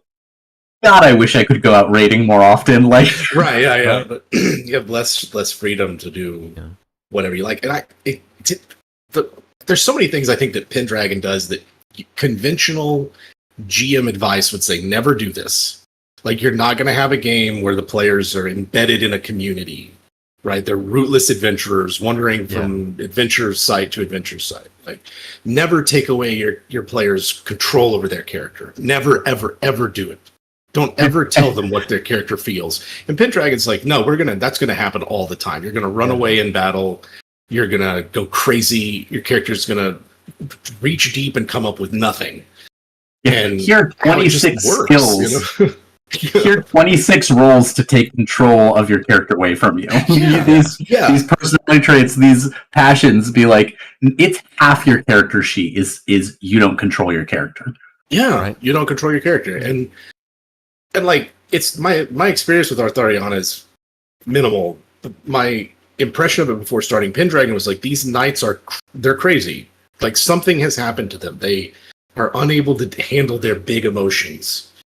Yeah. And we're just going to disappear for a year and go, like, we'll find them again, unshaven and covered in dirt, living in a hut somewhere.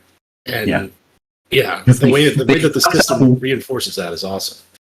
They fucked up one joust that they really cared about. They really needed Lady Anwen to, like, see them perform well, and they fucked it up, and they're like, I'm gonna go cry in the woods and rend sackcloth in twain for 3 months. Yeah. Eating nothing but locusts and honey. Yeah, and it's just like... And no one bats an eye. No one's like, oh, do you need to take a gap year, or do you need to, like, go visit a nunnery or a convent or something? Like, no, it's just, that's what happened that year for that guy. Mm-hmm. Yeah. Just disappeared. Now he's back. Yep. It was so good, and it's so lovely that we were able to... So, like, circling back to the winter phase, right? All the random events that happened from the winter phase. I'm so glad that I took the proactivity to not just keep things in the winter phase, so we're just rolling to be surprised. We kept some of that to be rolling to be surprised there, but seeding it through the year, so letting you all foreshadow and then control some of those events as well. So much of the game felt like while we can lose control of our characters, there are plenty of spots where you kind of you know something's going on with your characters, but you're not sure, but you have control and agency to be like, do you want to stay home for this thing? You know, you're hearing about something going on in Ireland. Do you want to take care of that? You know, you're just allowed to balance the priorities for the year, because then that will, rather than being winter, like there's a rebellion in Ireland, like out of nowhere, or you could be like, you're hearing rumblings about last year's taxes. Like, do you want to look into that, or are you too busy? That felt really organic. I like that. Yeah. And the thing about losing your character from, like, passion rolls and things like that, though, is it always felt the worst when I'm, like, compulsorily making you make a roll. It always felt the best when it's like, oh no, of course, like, given the situation, like, of course I'm rolling that. Like, yeah, like you're complicit and definitely into the, like, the part of whatever's going on. Like, yeah, no, I definitely have to invoke my love of, my honor roll for this kind of thing. And I think you don't want to be mean sometimes, and you should just be mean. Because it objectively was so interesting every time you did it, though. Like, yeah, that's true. Yeah, I could definitely be more mean. That's for sure. Oh, I don't know. I can. Yeah, brilliant. My cruel is very low. I should practice it every year. But no, hopefully, I don't think if I was merciful to you all, I feel like I had a good reason. I don't feel like I ever cheated you all out of anything. Hopefully not. And if I do, I don't remember. Yeah. No, and I think you were very open when you were stepping outside of the kind of procedures of the game to do something. You were upfront about that, and you often solicited us what we thought of how you were doing it. Yeah. So yeah, you whenever you stripped agency from characters, you weren't stripping it from players. Yeah, exactly. Yeah. And that's sort of you have to be a little bit of a surgeon and play more than one game in your life before to kind of like know how to do that, I think. For sure. But, because there is a lot of like, well, you have your character has to go to garrison duty. That's what they're called to do. But you can say, no, I'm not. Like, what are you gonna do about it? Not gonna be, what are you gonna do about it? Your MVP doesn't show up to practice. Like, you know, if LeBron James skips practice day, like, what are you gonna do? Like, what are you gonna do? Yeah, they're off the team now. Oh, yeah, great. really? Yeah. Really? The guy who wins all the tournaments for you? Yeah, like, so that little bit of element to it. It feels so good to check this white whale off of my bucket list. God. Like, Yes. Yeah. We got to play the Grand Pendragon Campaign. The whole ass thing. Thing. Literally the full meal. The entire meal. Yeah. Every year. Nothing but the bones, baby. Yeah. We skipped a lot of the procedures for like battle phases and like some attacks here and there for the purposes of our brevity, time for playing. Yeah. But like we experienced the whole thing. Yeah, you can always drill deeper. You can always like we could drag out a whole year, if you wanted. But some folks do like 4 sessions a year kind of situations, and we ran into a few of those for like some major years. But like, some people that's the regular pace. Yeah, yeah. I think that was more the norm earlier on when probably you felt more of a pressure to put in like specific adventures outside of the grand kind of landscape. And the further we played and the more we got connected to the overarching landscape, the less necessary that felt because we had so much to do already. Yeah. Definitely. Yeah, at one point I kept a list of everything we didn't follow up on. Holy shit. All of the shit that could have been, and I stopped around 522 because it did 2 things: became unmanageable, and then I was like, well, I don't want this to bum me out because I'm having a great time. Like, it's just going to be this way. Like, it's shit happens. You can't get everything. That list for the rest of our lives. That list is what the scholars argue with each other about, right? When they're rereading. They're like, well, hold on, this character got mentioned, and they never come up again. It seems like everyone forgot them. It's like, that's textual lacuna. These things happen. Yeah. No, go ahead. I was just gonna say the one of those that I've always been like, what in the world was going on? And we never got to follow it up. Was all of that shit with the yellow sign early on, where it's like we went to Carcosa. Botan and Carcosa. There was like something was leaking over. The druids were really cryptic about it. Yeah. And then it was like all that was happening, and then Arthur shows up, and it's like whatever was going on there got overshadowed by this other stuff. That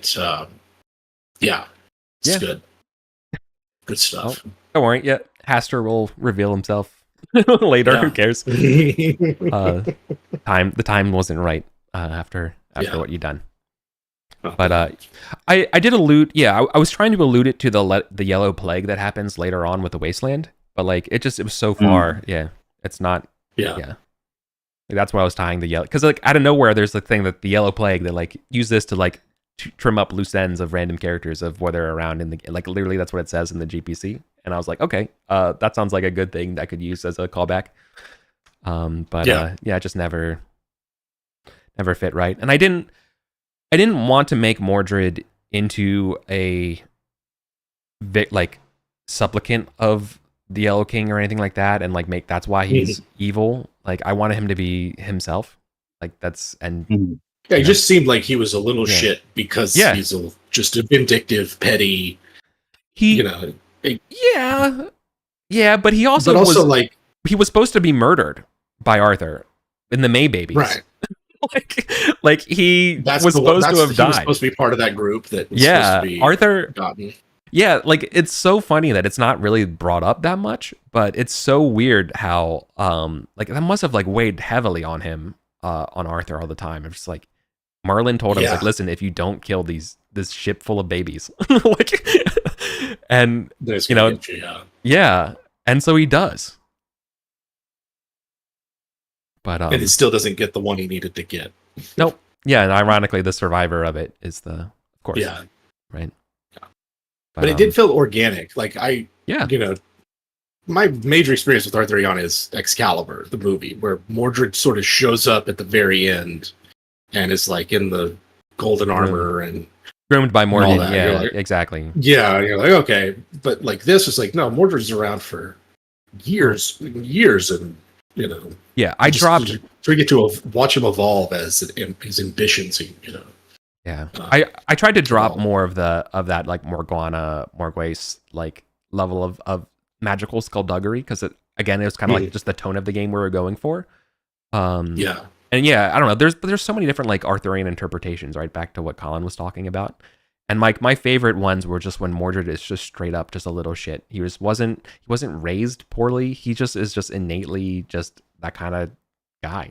Like he's just no matter what you do, he's just that bit. Yeah. Yeah. And he's not empowered by the devil, or he's not empowered because of like magic or anything like that. He's just has like he has a chip to grind. If anything, it's because it's like, why doesn't my dad love me? That would be like the number one reason.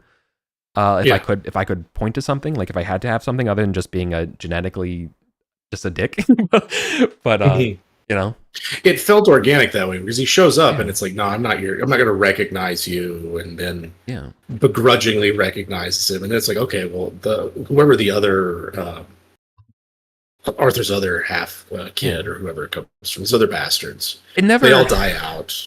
Yeah, It never really came up in a way that was like natural for me to allude to it, because like how would you know this information? But like I was drawing a little bit from like the Warlord Chronicles, and like I love the idea of like when Mordred was young, like his idea for fun pranks would be to put like deadly snakes in like corners of parts of your castle for fun, and like tell servants to go get them wine, and then so next to the wine barrel is a king cobra, right? Like that's just the kid he was, right? Like just what a dick. Yeah, and like how do you you beat the crap out of him or whatever, like to fix him, and he just never gets fixed, and just that kind of person, right? It's like, so he's partially tragic themselves, but at the same time, we did it. Cool. Did the campaign, did the thing. Hell yeah, very cool. Yeah. Now what? Yeah. We have to think about what we're gonna do next. We're definitely not gonna not play something, but we'll have to think about it. But I do have one more Pendragon related question. What's your all's opinion about the campaign? Because we talked a lot about the length, and especially Jim about the anarchy and stuff setting up and how it felt when the king was around. In 6e, the upcoming Pendragon GPC is really going to start with the Boy King and go from there. Like the anarchy and Uther and stuff will be before and come out as separate books, I think, later. I think that's the plan.